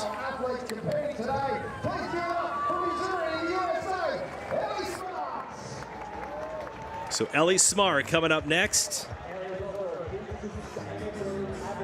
here on that women's platform. 21 meters, 70 feet off the Sydney Harbor. Smart came into the season as a permanent diver, had a great season last year. It's a little bit of a roller coaster ride this season, so it's had some struggles. Not so much in her diving, just in terms of results. There's been a really good, solid group of wildcard diver women coming in, and you know, Kaylee Arnett, and they have Jeannie, so it's just been a really good competitive field of women. Yeah. And some of these wild cards, and we like to call them the party spoilers, like Jalotl and Andrea Barnaba, pushing some of the big guns off the podium in the men's field, and that could really shake things up. But she's definitely finishing a lot stronger towards the end of this season. Just had a bit of a patchy moment in the middle of the season, and that does happen. We've had some very challenging locations like the Causeway Coast in Northern Ireland. Bitterly cold, high winds, diving from the cliff face. Here in Sydney, by contrast, much warmer, much more stable conditions. Smart dropping in. Turned 29 years old on the 21st of October.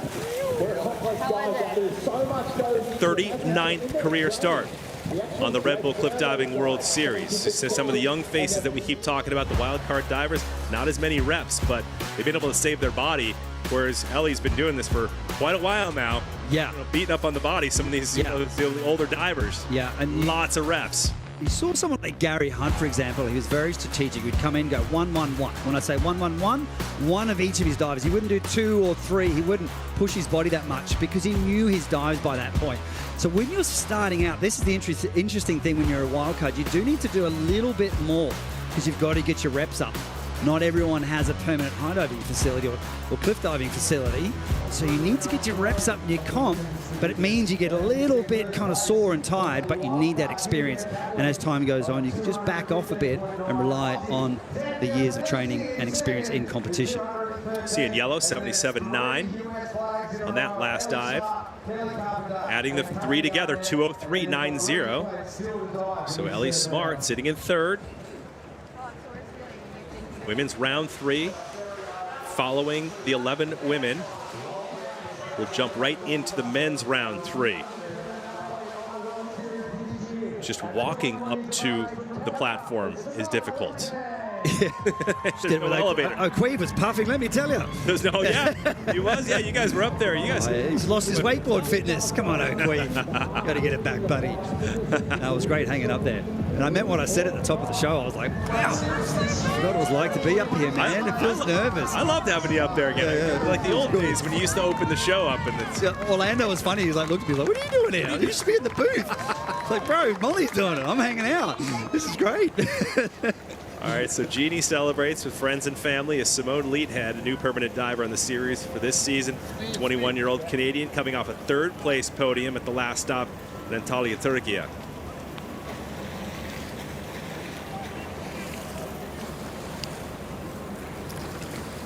Very routine about her diving. We'll talk about that earlier. So 5, 4, 3, 2, 1. She gets set and she goes.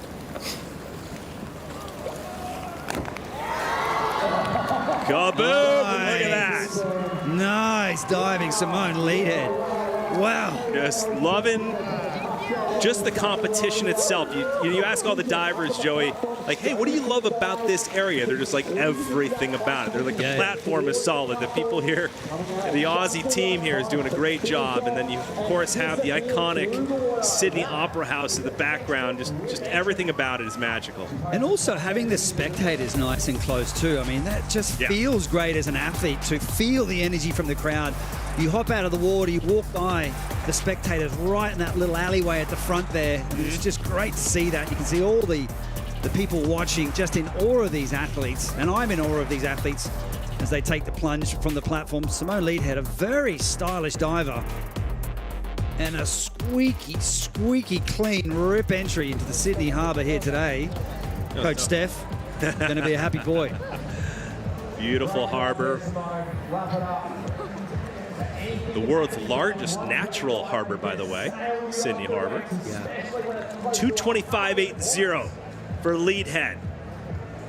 That will help her coming into the fourth and final round. 97.5 on that particular dive. She's still only 17 years old, the wild card, Nelly Chukanivska from Ukraine. So Nelly Chukanivska is next. Right there you see, again, the harbor platform built on the beautiful grounds of the Royal Botanic Gardens. That's the area surrounding this platform, Joey. You know, I walked back to the hotel. I was blown away. You're like a botanist. I was taking videos. Like, botany trace. I was like, what's this tree? What's that one? What's this one? I don't know, dude. Like, dude, it's getting dark. Let's go eat some food. All right, Nelly Chukanivska. She's always super chill. Man. Just really mellow.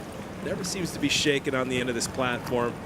Another arm stand up. These wildcards are just coming into this season looking like veterans already. Mm-hmm. I mean, I can't can't believe how well they handle the pressure. Speaking of pressure, here's the handstand. Back handstand, 2.5 somersaults pike. Pretty high DD, 3.9. Wow.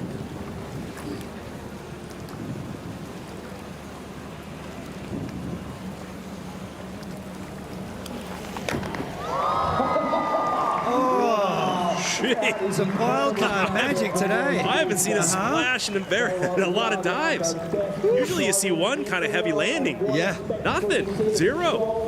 Interesting What a look in competition. her face though when she came in the water. She was like, took that huge deep breath, you know. Yeah. Cliff diving is a sense of elation and relief all in one moment, especially when you've done a good dive. It's because you're like, okay, you understand that sometimes it might not always go to plan, right? It's not like in the wind, Joey. I just, you know, Not fun. When somebody's new looking at this, you're like, what if there's a little breeze or a gust of wind that pops up when you're in that position? Yeah, no, it's a great point. I mean, when it gets gusty, that's where it becomes very hard for the athletes. If it's a constant wind, it's a little easier to manage. We've seen many competitions in the past when they're standing on the platform, particularly backwards, and you'll see them starting to lose their balance. And they have to take a step forward, put their hand up to the judges and say, hey, I need a moment. This is getting pretty wild. And it is wild. And that's cliff diving, right? I mean, Yeah. I love it. I love it when we go to Northern Ireland, Portugal, the Azores, Thailand, Philippines, wherever it may be. I really enjoy those off-the-cliff locations, but I'm enjoying it. Look at this. Yeah, exactly. And Nelly Creeping taking up the on lead. Yeah. Wow. Creeping up on 100 points on that last dive. 229.20 when you add all 3 rounds together so far. Her 4th round will take place tomorrow. That is live here Sunday in Sydney, 3:30 p.m. Australian Eastern Standard Time. There's the old boxing kangaroo. I think I've sent you a few funny videos of that stuff lately. Yeah, you have. All right, there's a reason why the crowd is going nuts right now. Here is the wildcard diver in her debut on the Red Bull Cliff Diving World Series. Stella Forsyth, you know her well. Yeah, I certainly do. Brisbane, Australia. Tell us about her. Well, first point to say is very impressed. She's picked up the sport really quickly. So we built and designed this 2-meter structure that could go on top of the 10-meter platform in Brisbane. So she started to learn from 12 meters. And she really picked up the feet first landings quickly. Then she went over to Austria to take part in Orlando Duque's Under My Wings in Austria, where they have a hydraulic platform. And she started to learn how to dive from 15 and 20. She also, Red Bull High School. Yeah, the Red Bull High School. Excuse me. Tell you a little more later after the dive.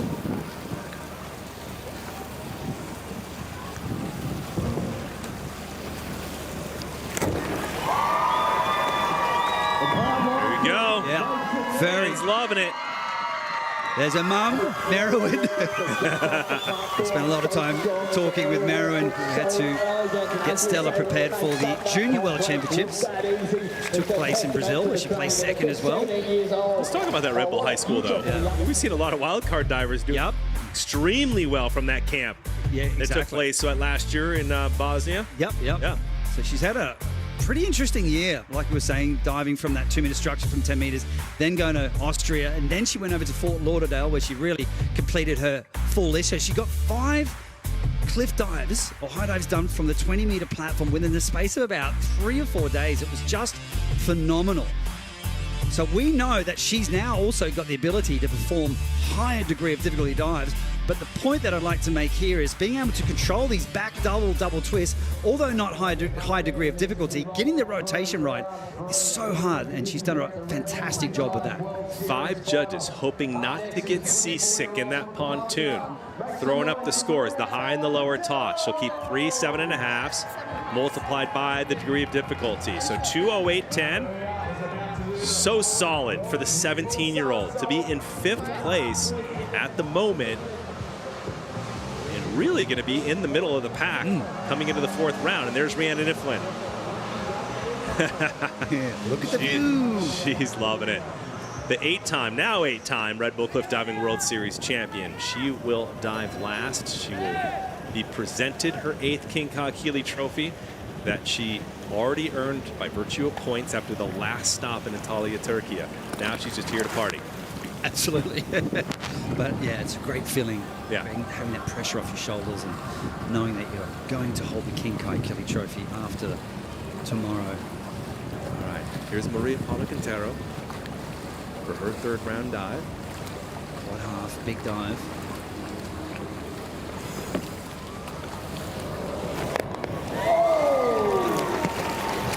All right, coming in hot, Maria Paula Quintero from Colombia, 24-year-old, been on the series quite some time.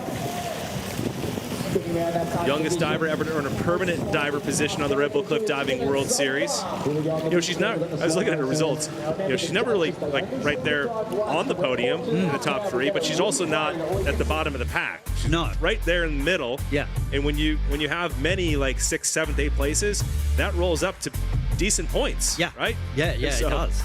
Pretty good this year. Oh, that was interesting. Ooh. Just watching the end of the dive there, she clearly was over-rotating, or felt or knew she was going to over-rotate just before the landing. But getting back to your point, she has actually hit the podium before, and that was in Italy. But just watching the dive here, coming out maybe a tiny bit late, and watch the arms here. She's like, whoa, whoa. There was a split second there. She wanted to put her arms above her head, like Molly was talking about earlier. You want to stretch the body out to make it slower. It's a bit of an over-rotation, but when you're rotating that fast, it's so easy to make a mistake. All right. Good sport there, smiling after she knows that wasn't the best dive she's had of the 3 so far. She'll have a 4th dive tomorrow. She gets congratulated by Dave Kulturi. Came out like normal. On that one, you could have piped down. Dave, look at that. Love that right there. That's what Kulturi's all about, right? Coach Dave. Yeah, I mean, just giving people, you know, lending his experience over the years. He's very good, though. He's got a great technical knowledge of diving. Does a lot of coaching back in Los Angeles. And there's Oleg Vashivanov, the coach of Nelly Trukanisko. Yeah, I mean, after their dives, they're still going over stuff. They're already talking about tomorrow. Okay, here's Alyssa Cassetti. Only her 13th start on the World Series. Scored 3rd place in Oslo. Andrea Barava, actually the top-seeded guy after the 3rd round. Her boyfriend, pretty good.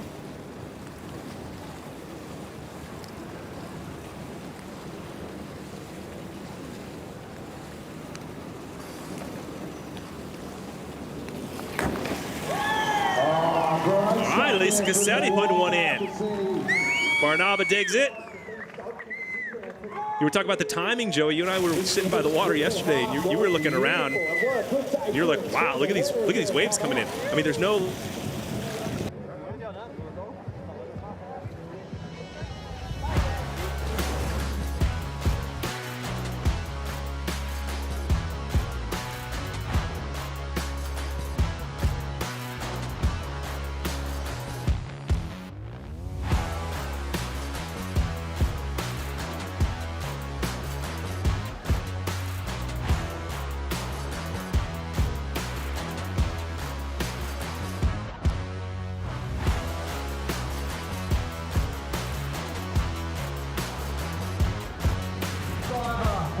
Division today.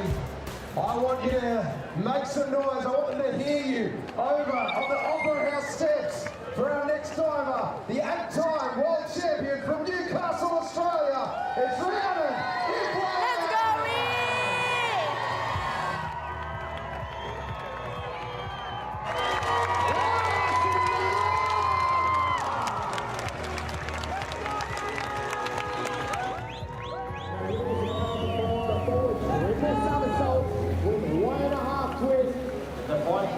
the great difficulty, 4.0.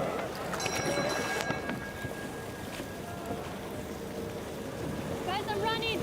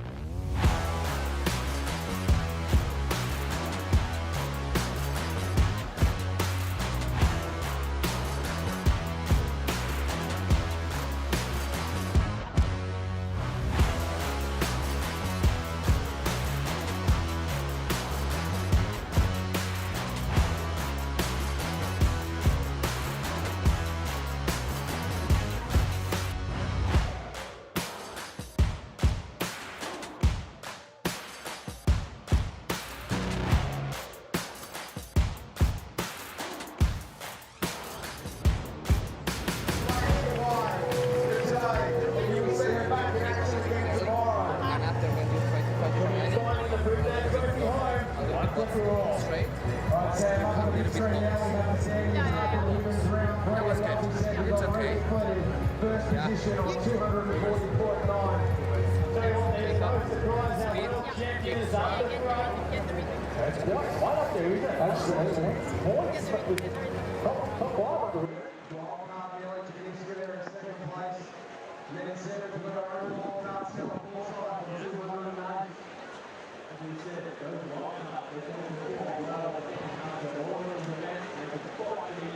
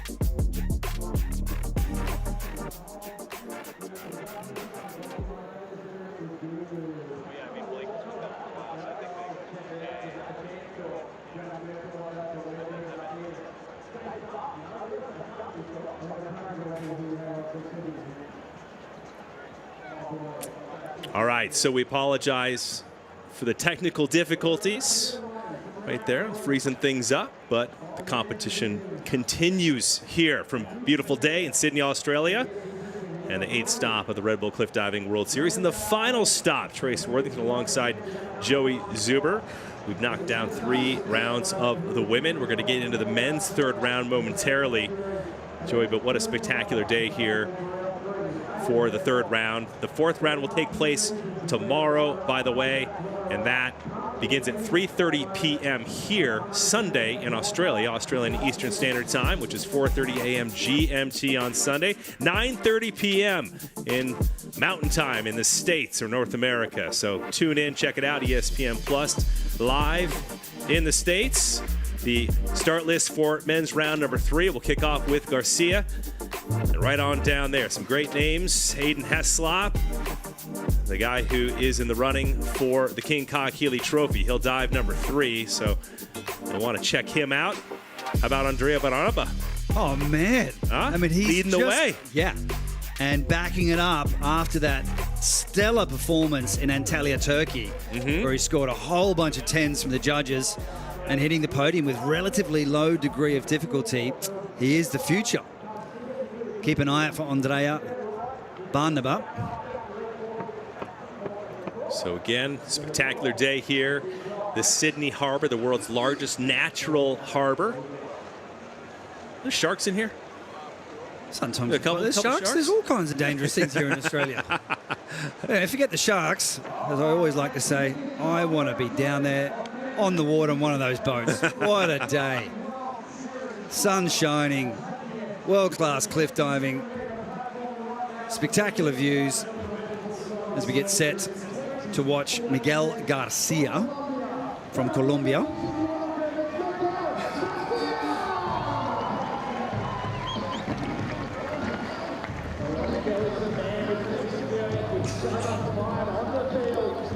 So as Joey mentioned, Miguel Garcia will kick things off to get you up to speed on the women. It was Ifland, the top seed after the 3rd round, top score, Chikanivska. Yeah. Ukraine in How about 2nd, that? and Simone Leadhead in 3rd. Once again, Joey, Trace, YouTube Live. The chat room is happening. If you guys have any questions, we'll do our best, or our Red Bull Cliff Diving team will do to answer those questions. And look at that by Miguel Garcia. All right, just like the women, starting things off strong. Yeah, and this means a lot to Miguel Garcia. He's had some troubles with this particular dive. No, not with this particular dive, I should say. He normally would do front triple 3.5 twists. So he's just backed it off. Had a couple of bad landings. And doing the triple half just to recalibrate. But Miguel Garcia is one of those athletes on the bubble and trying to fight for a permanent series spot next year. We're talking about that with the women. So it's 8 permanent series divers that go through to the 2025 season and 4 wildcards. But if you get in the top 4 in the Red Bull Cliff Diving World Series, you get an automatic in.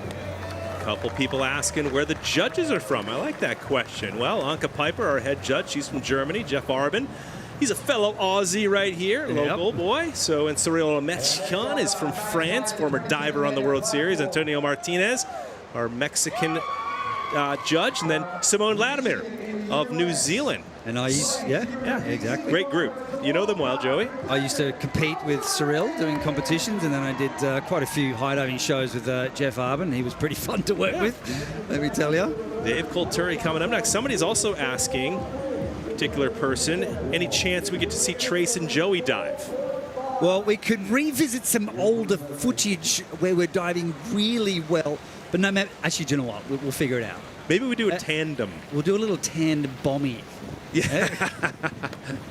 From down low. I don't know about 27 anymore. I can bust out something on 20. I'm confident with that. Right. I could do it, but I can't guarantee how I'll feel afterwards. Here's Colturi, one of the veterans of the sport.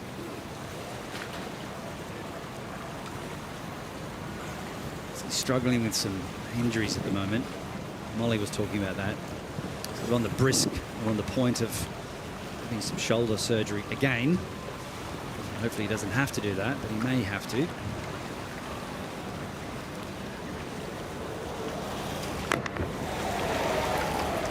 All right, so Colturi coming in a little heavy on this one, as he did in the previous round. So Joey, you talk about shoulders. I didn't realize. I thought this was the other the normal shoulder injury he had. He said, "No, it's my opposite shoulder." That's what he told us. We were like, "Man." Yeah. But you could hear him just kind of, he's just been beat up. But the shoulders in this sport, you've gone through it. I mean, you would think that it doesn't, but look at the arm swing. I mean, just how much shoulder work you have to have, right? And flexibility. Yeah, you need, particularly on takeoff. That was definitely a chin shot. And Dave did say when he got out, he goes, that was a bit of a face plant. But yeah, that rotation that you need in the shoulders. And I was talking to him as well in training, and I said, how's the impact? Is it soft water, hard water? And he said, look, it feels really hard. He goes, but I think I'm also just tightening up in the wrong areas because I'm trying to protect my shoulder. But I dare say that short landing won't do it any good. But anyway, he'll recalibrate. He's great at his rehabilitation. Takes good care of his health. Yeah. As always. Awesome dude, Dave Colturi, 203. Said one of the best things about the Red Bull Cliff Diving World Series is his experience just traveling around the world. Yep. He's got so much. Crash my pad next week. Very well traveled, that guy. All right, so here's Aiden Heslop. One of the people weighing in here is said it's tied for the highest DD in this round. Joey, you can touch on that. But it says, Molly Carlson, I hope your boyfriend doesn't drop his phone in the Sydney Harbor again. Remember he did that 2 years ago? Yeah, he did. I saw some replays on that recently. He's just like, see, people can't live without their phone these days, you know what I'm saying? Like, I know. That's a disaster. So this is the guy who is in the lead in the World Series points and has a great shot at winning his first ever King Khan-Keeley trophy, but he has this dive and tomorrow's dive to seal the deal. Molly lost her voice from being in the booth. I know. I got to save my voice. Thanks, Molly. Okay, Aiden, time to get focused. Big dive, back 4 somersaults, 3 twists. He's got to make up for some lost ground here, take the pressure off for the 4th and final round tomorrow.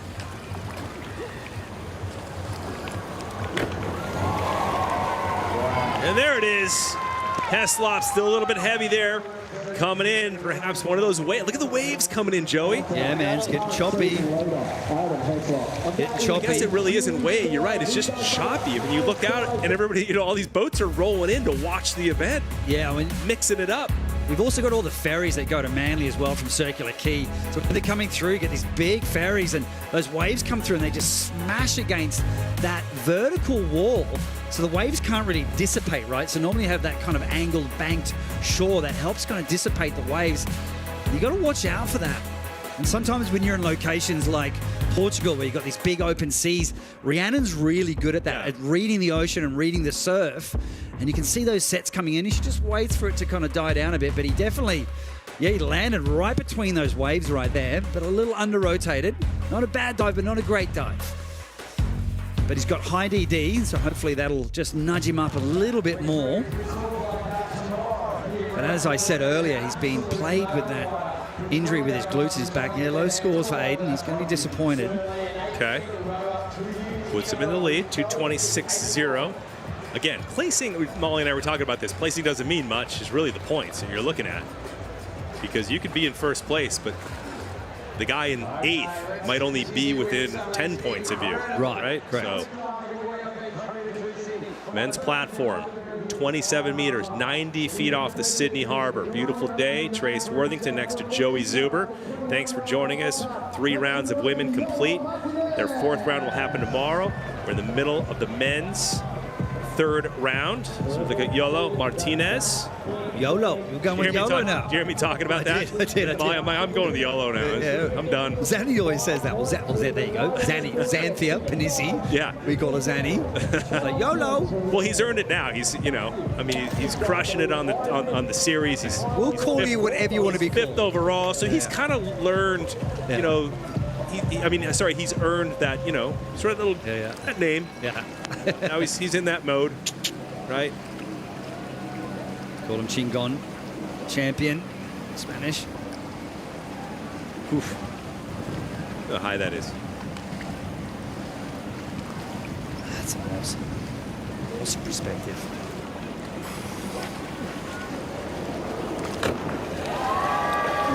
Oof. YOLO putting one down. Yeah, YOLO. You can hear him in the air. That's what I like about having these microphones on the platform. You can hear them pushing from the platform. You hear that energy and all those twists and turns. And you hear Costa do it too. You hear this, they're really digging into these different positions. Yep. It's really hard on the body. You need a lot of tension, pushing hard off the platform. He's very powerful. He's got an excellent technical background in diving, and he's competed in the World Aquatics World Championships in synchronized 3-meter diving. He's got the foundation, and now he's just honing in those skills so he can really dial in those feet first landings. It does take some time to transfer from the head first landings over to the feet first, but he's doing a mighty fine job. I'm just looking, we've talked about this before, Joey, but I'm just looking at the World Series points right now, and YOLO's in 5th, right? Yeah. But here's the most impressive part. He's wedged in there with the names of Alexei Prigorov, Jonathan Paredes. He's ahead of them, and then Carlos Semeno, Konstantin Popovich, Liechtenstein, and Heslov. Yeah. The dude's he's in the mix with the biggest names in the sport. And he didn't do Greeks. He didn't do the first stop, and these Right. other guys have done every single competition. So that tells you how well he's been performing, and that fantastic podium finish in Montreal. Imagine playing, golf, and you're just you're in the and you hit a hole in one. Well, off you're the just first tee. in the top 6, right, of the guys that have been around forever, right? Yeah, I mean, he looks up to these guys, and then all of a sudden he must be pinching himself. Imposter syndrome, yeah? He must be going, how is this possible? Yeah. How is it possible that I'm with the big guns now? Here's one of them who's helped them along a little bit. Here's Jonathan Paredes. 75 starts on the World Series. 3 wins, 22 podiums.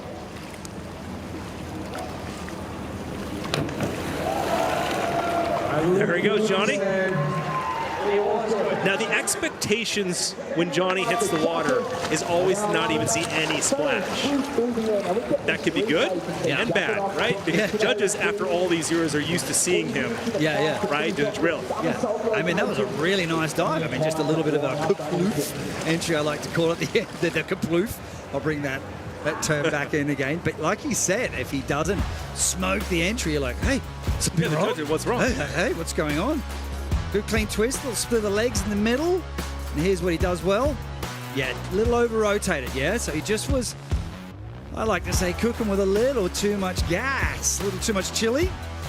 Legs splitting apart there, so you really got to make sure you squeeze those legs and those glutes. You lose points in the judges for that as well, right? So you got to keep everything in line. You can just see he's just really holding on, trying to stay as straight as possible. He was definitely feeling a little bit fast, and that can stem from being a bit quick on the top on the takeoff, or maybe coming out a bit late in the position.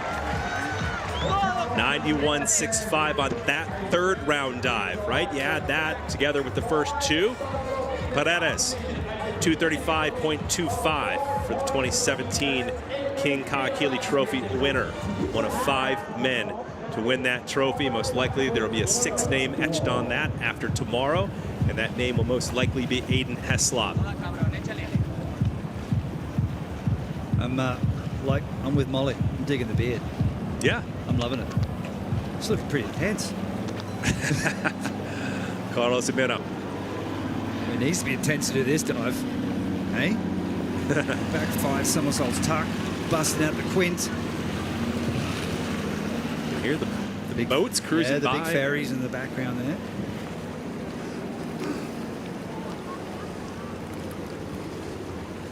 Big dive. All top 5 finishes this season. One of the most consistent divers on the World Series.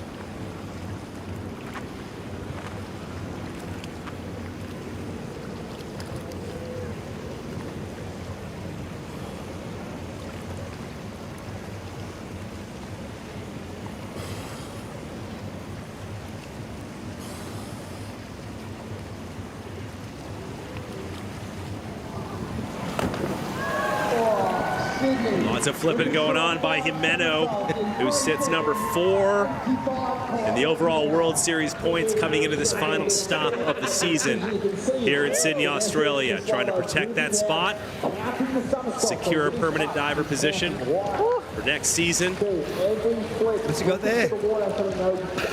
What's he got there? I think maybe a little shot of his little baby boy or his son, maybe? Yeah. We'll have to ask him about that later. Yeah. As you said, lots of flipping. That is an understatement. I don't think he found it at the bottom of the water. Hey, wait a minute. You had it. Hey, where was that in this Speedo? He's got a special. Where'd you tuck that thing? He's got a James Bond special Speedo with a little secret pouch in there. You know what I'm saying? I didn't know those had pockets. That's pretty cool. Look at that acceleration as he picks up speed, 85 kilometers per hour. It's a little hunched on entry. Definitely getting a little bit glary. We'll talk about that glare. I'm just going to ask you about that, Joey. The glare. We talked about that on Antalya, Turkey. A lot of the divers, who didn't do well there said it was because of the glare. But now with the sun shifting around a little bit, you see that glare. And sometimes you get some weird stuff happening. Like you got blue water and you got that blue tower. There, his son. There we go. Lovely. Good on him, man. Yeah, good on you. All right, so 251 for Jimeno. Sitting in first. 146.2. And Jonathan Paredes. So Jimeno, the middle of the pack here in the men's third round. We have Guzman, Popovic, Lichtenstein, Fedotov, big names coming up. Before we move on to the 4th and final round tomorrow, which goes down live on Red Bull TV, Facebook, Red Bull Cliff Diving's YouTube channel, exclusively in the USA, live on ESPN+. Talked to Sergio at breakfast this morning. Said, dude, the last stop of the season, the 4th round, when we're live on Red Bull TV tomorrow, I want to see the salsa dance. Yeah, man. I want to see it. I want to see some break dancing too. Wow. Salsa into some breaking. I know. What did he say? Did he agree? Did he agree to the terms? He just did his smile and laugh, and he did his whole Sergio. I'll talk to him. Yeah, you better talk to him. You might have him. I'll give him a little nudge. There's the chamois. Yep. There you go. Chamois. The chamois have definitely collected many people down on the dock in the day. It's like, whack. What are you doing?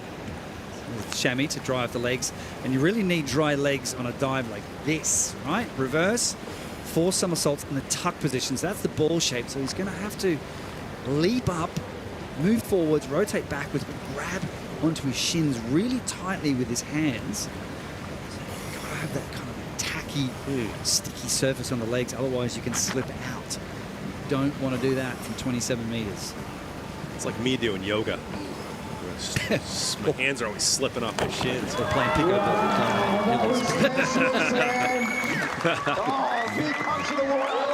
all right. The Aussies loving it. Big crowd on hand to see this final stop of the World Series. Expected to see a huge crowd out here tomorrow as well, Joey.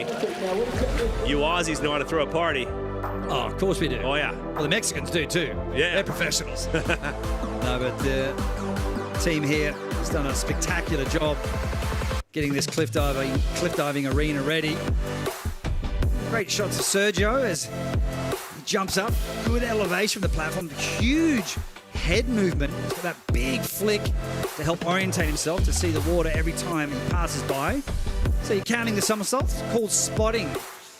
Sometimes you'll hear the coaches in the training sessions calling like hop to get you out of the dive at the right time, but you're not allowed to call the athlete out in competition. No, you're not allowed to. It's against the rules. You can unlike your aerial sport. skiing, yeah. Yeah, I was going to say, because you're an aerial skier, you were in the Olympics, and you always hear the coaches like calling out hop, hop, hop, but you can't do that here. It's against the rules. Interesting. Yeah. We always call it our air traffic controller, like, put me down under my feet. I'm sure the cliff divers would love it. Look at this, Guzman with a 105.6 on that last dive, giving him a total of 256.20 when you add first, second, third rounds together. So excellent position for Guzman. Now, Konstantin Popovic will dive next. Guzman leading the way. Imeno in second. Yolo in third. And look at that. So you have Popovic, Lichtenstein, Fedotov, Prigo, and Barnaba, who will dive last in this men's third round. Again, 27 meters up, 90 feet high. You can see that water spray there, helping the athlete see the surface of the water. Doesn't make it any softer when you're traveling from those heights. So Konstantin Popovic, the 2023 World Series champion and King Kahekili Trophy winner. Marks the fifth man on the list to do that. So exact same dive as Aiden Heslop, so equal highest degree of difficulty in this round. Back 4 somersaults, 3 twists. Let's compare the execution of this one with Aiden's.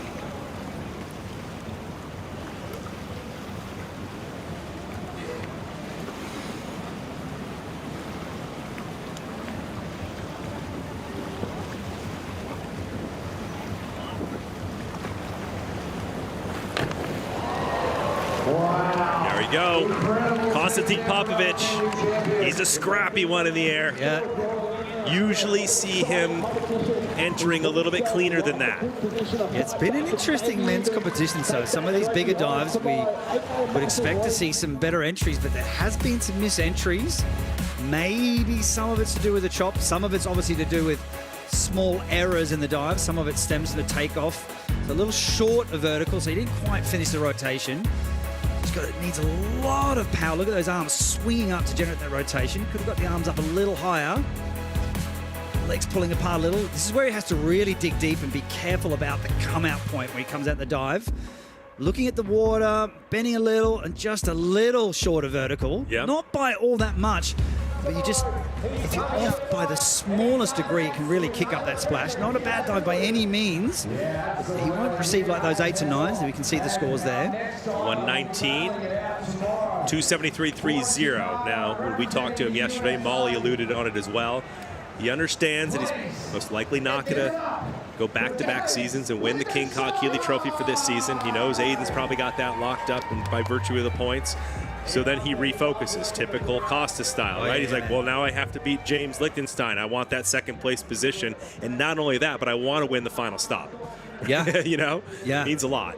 Yeah, he's so competitive. And the thing about Konstantin Popovic, I dare say he's the hardest working athlete out there. Mm-hmm. I mean, like you said, he's always in the gym. Yeah. If you go to the gym in the hotel, you're going to see David Kulturi and Konstantin Popovic. I know. I see him there all the time. And I was talking because I'm in the gym. Yeah. I see your gym membership just ran out. James Lichtenstein. He's the one we just talked about where Costa's trying to take over his spot. He's second in the series. He held down #1 position for 4 events in a row this season. Back arm stand, 1.5 somersaults tuck. was up there with O'Queeve actually watching him do his warm-up dive on this one. Pretty impressive.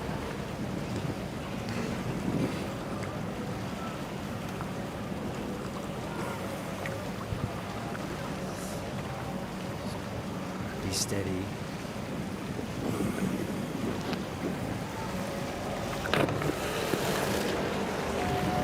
So Liechtenstein with 5 podiums this season, including a win in Oslo. Coming in a little off on that. Safety divers attending to him, Joey. Yeah. That's what they're there for. Costa's sort of explaining what happened. Yeah. I think we'll be able to tell what happens soon. But something has happened, and that's very unexpected for James Liechtenstein because he's been utterly consistent throughout every single competition, only off the podium twice this season. Yeah, the arms coming above. Okay. Dude, how does that feel when the arms come above? Because he still went straight into the water. That really surprised me. That really surprised me.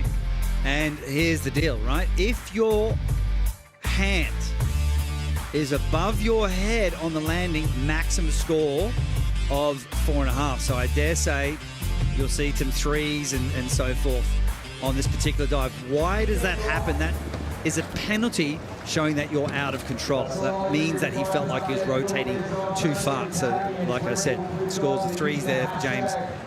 Absolutely bummed, but good news for Aiden Heslop. Yes. And not great for him. I do feel bad for James Liechtenstein, but there you go. Puts him in a much better position, Aiden Heslop, to win the King Keely Trophy. But of course, it also helps Konstantin Popovic move into his second place. What happened here, Joey? Look at that. Bang, hit the platform, and we were down there. We saw this live. And speaking of calling, we had Oleg Vashivanov, and he called him out of the twist, and he realized he had troubles when he hit the platform. And you can get lost, right? Because you hit the platform and you're in the air and you're just like scrambling, trying to make sure you can find the water. And then you heard this big hop, and he called Nikita out of the dive and he landed safely. So that was a good call by his coach, Oleg Vashivanov. No question about it, Joey. But that, just to give you a time reference, that happened yesterday after he won the first round. Correct. He was just training afterwards, right for today. Yeah.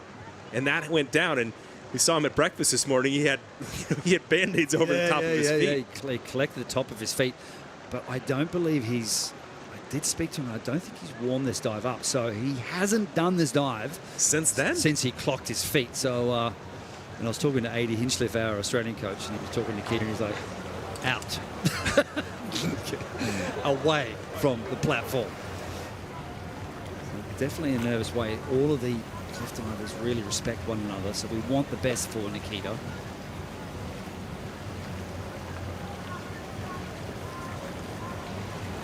Pushed out that time. Boom. Big splash in the landing, but that had to be nerve-wracking. Well, pushed the water out of the harbour, but that's okay. He was safe. Sorry, forgive the pun there, Nikita. He'll give you a bit of a hard time later, but that's all right. He'll live. No, I do. I love Nikita. He's a great guy, great personality on the scene. And look, he did a good job. It's never easy recalibrating after you've hit the platform. And we saw that with, for example, Greg Louganis in the Olympics in Seoul, you know, hitting his head on the 3-meter springboard and having to come back and do another dive. Incidentally, that was the highest scoring dive at the Olympics. Oh, yeah, he pushed that. Let's have a look there. So his legs splitting apart there, but still close. No, but you need to be. And this is the hard thing, right? Because you're in that twist position, your body has to be completely laid out and straight. So in order to generate that rotation in reverse, that is a tough dive. I would not like to do that dive. I would definitely choose something else. Yeah, right? All right, Fedotov comes to low scores on that one. Bunch of 5.5s. Fifth place, 239.85. Fedotov, so 2 divers left. Alexei Prigorov, and then Andrea Baranova of Italy here in the men's 3rd round. Again, before we move on to tomorrow's 4th and final round at the final stop of the 2024 season. Alexei Prigorov at podium at the last stop in Antalya, Turkey. Man, he's had a lot of starts, Joey, and finally hit that podium. That was a great finish, that second place at the previous stop in Antalya, Turkey, excuse me. Okay, back 4 somersaults, 2 twists, the point position.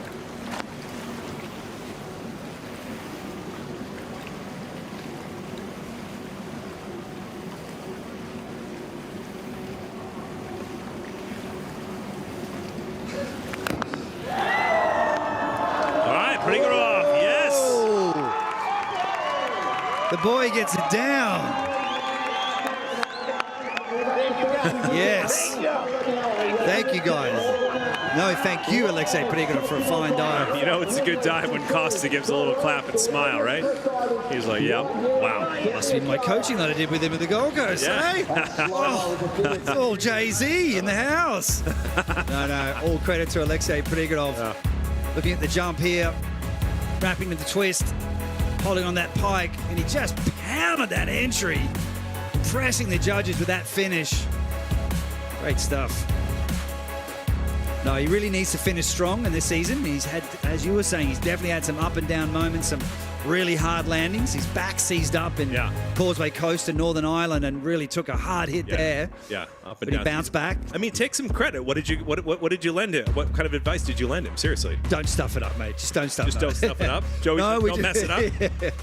No, but takeoff is everything. So that's the thing that I always focus on with the athletes. And sometimes to fix the entry, you focus on the takeoff. You've got to get the start right. Once you start right, the rest of the dive flows much easier. I always say, if you hit the golf ball clean off the tee, it's going to land where you want it to. You're a genius. You're a genius. 119. 281.25 for Prigo. So he moves into the top spot with 1 diver remaining. What an excellent position going into the 4th round tomorrow. Just one more little tidbit. What's that? Alexei preferred my barbecues to Jeff Arbin's. You know, yeah, I heard that. So he stayed with Jeff and he just said he enjoyed it. Your barbecue is much better. That chicken dry over at Arbin's place. All right. So Prigorov, 281. 1 diver left in the men's 3rd round. Then you can tune in tomorrow live for round 4, both the women and the men. Andrea Barnaba. If he wants to move into the lead, he'll need 9s, and this is one stylish athlete. He only began cliff diving 3 years ago, 20 years old.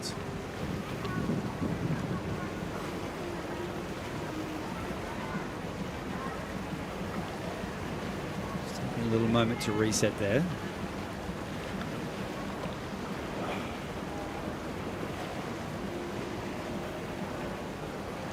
Carefully, the intensity of the face of the athletes. You can see what they're going through.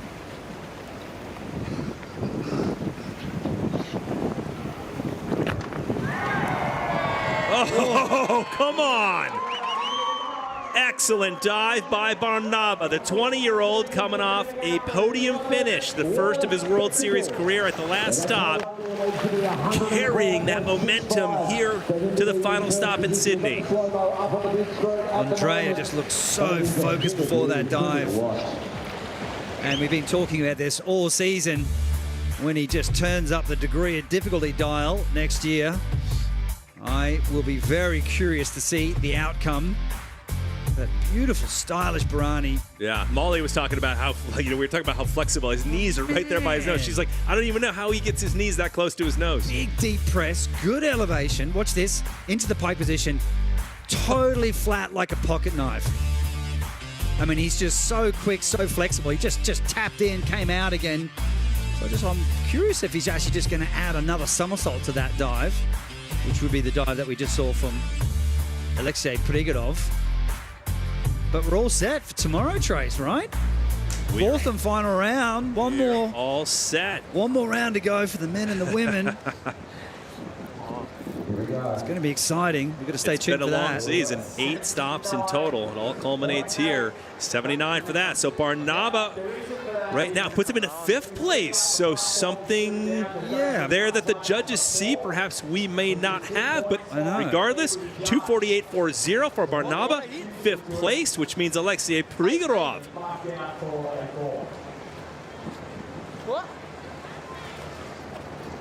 I think that, he's a little confused about something. Yeah.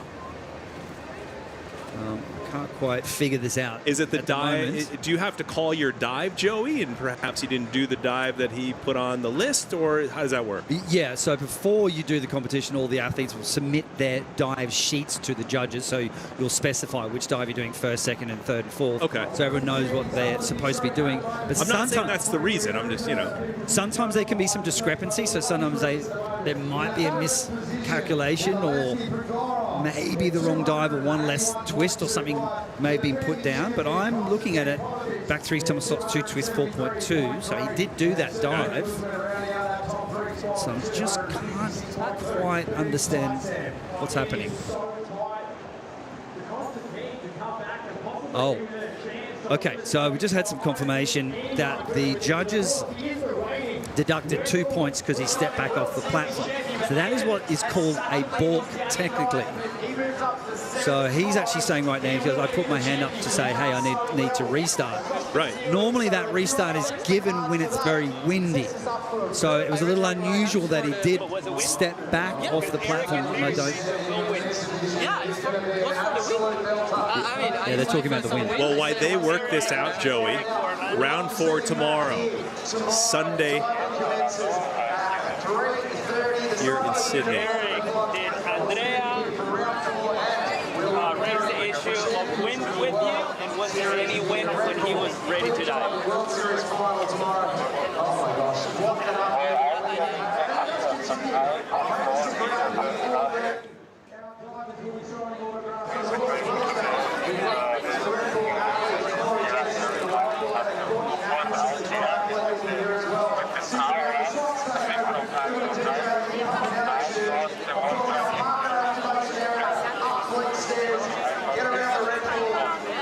If you check the last... What I can see from the wind.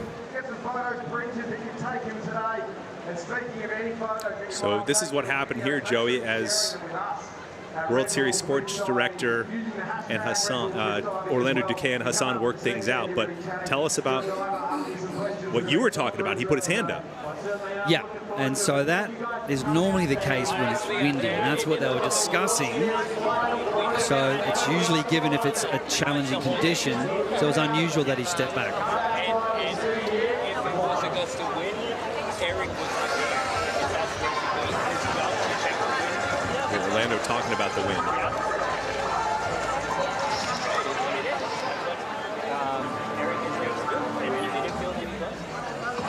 So it has to be something from the wind. You can't do it because you're feeling uncomfortable.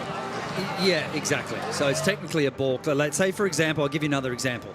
If you do a handstand, and once your feet leave the platform, you come back and your feet touch the platform, you would get a 2-point deduction. That's also a balk. So it's called a balk. So that's what happened. It's also called experience. It's called live and learn. It's going to take that on the chin. It's called cliff diving. So anyway, he's doing very well, still sitting in 5th place, Andrea Barnaba. But leading the way, Alexei Prigorov going into the 4th and final round tomorrow, followed by Konstantin Popovich and Sergio Guzman right there. So Aiden Heslop in 9th. He still has to have a good day tomorrow to clinch that King Kakili trophy. So there you go. Results for men's round 3. What a wonderful competition, both on the women's and men's side. Tomorrow, right here from Sydney live. It'll be Sunday here.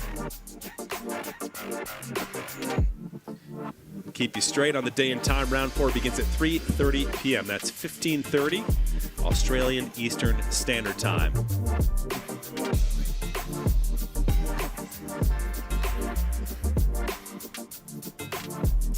And so that will be 4:30 a.m. tomorrow, GMT Sunday. Okay? That's 9:30 p.m. Mountain Time, Saturday in the USA, North America. It all goes down live again on Red Bull TV, Facebook, Red Bull Cliff Diving YouTube channel and exclusively in the USA, live on ESPN+. Tune in. Joey and I will be on the call with David O.C. Now, it's been a pretty interesting competition, I have to say, Trey. So we've got Alexei Prigorov leading, like you were just talking about before. But, yeah, some of the big guns just off the mark there a little bit. So, of course, Aiden Heslop and James Lichtenstein having an uncharacteristic competition. All right, so just to check in with our World Series sports director, Orlando Duque. He's hanging out with Dave by the water. Dave. Orlando, thank you so much for your time. Can you just give us a little clarification as to what just happened there? You know, there is a rule that once you're prepared for the dive, basically you cannot step back unless there is a high wind, unless there is a safety issue, unless somebody calls you back. It seems like Andrea stepped back. However, we have a person in charge of monitoring the wind on top of the tower, because down here we have a different feeling, and we check with that person. So the referee checked with the person on top of the platform. There was no gusts of wind at that moment. And also, if you compare with the previous dives, there was some handstand being done. There was some other dives that nobody had any issues with the wind. Of course, you know, it is a difficult situation to penalize the diver sometimes, but you know, it is what the rule says, and the referee is here to apply the rules. Amazing. Thank you so much, Orlando. Yeah, look, well said. I mean, that's the point, and they're the rules, and you've got to abide by that. And Andrea Barnaba is going to have to take that on the chin. And it's not windy. We were down there before, and that's the situation. So he stepped back, and yeah, that's a mistake. He'll never forget that one. I think most people would stand back. I would, no matter what. No, but I mean, he's a great kid. He'll bounce back from that one. He's had a great season. All right. Well, what a beautiful day from Sydney Harbor for this wonderful competition that will wrap up tomorrow, Sunday, here in Sydney, Australia.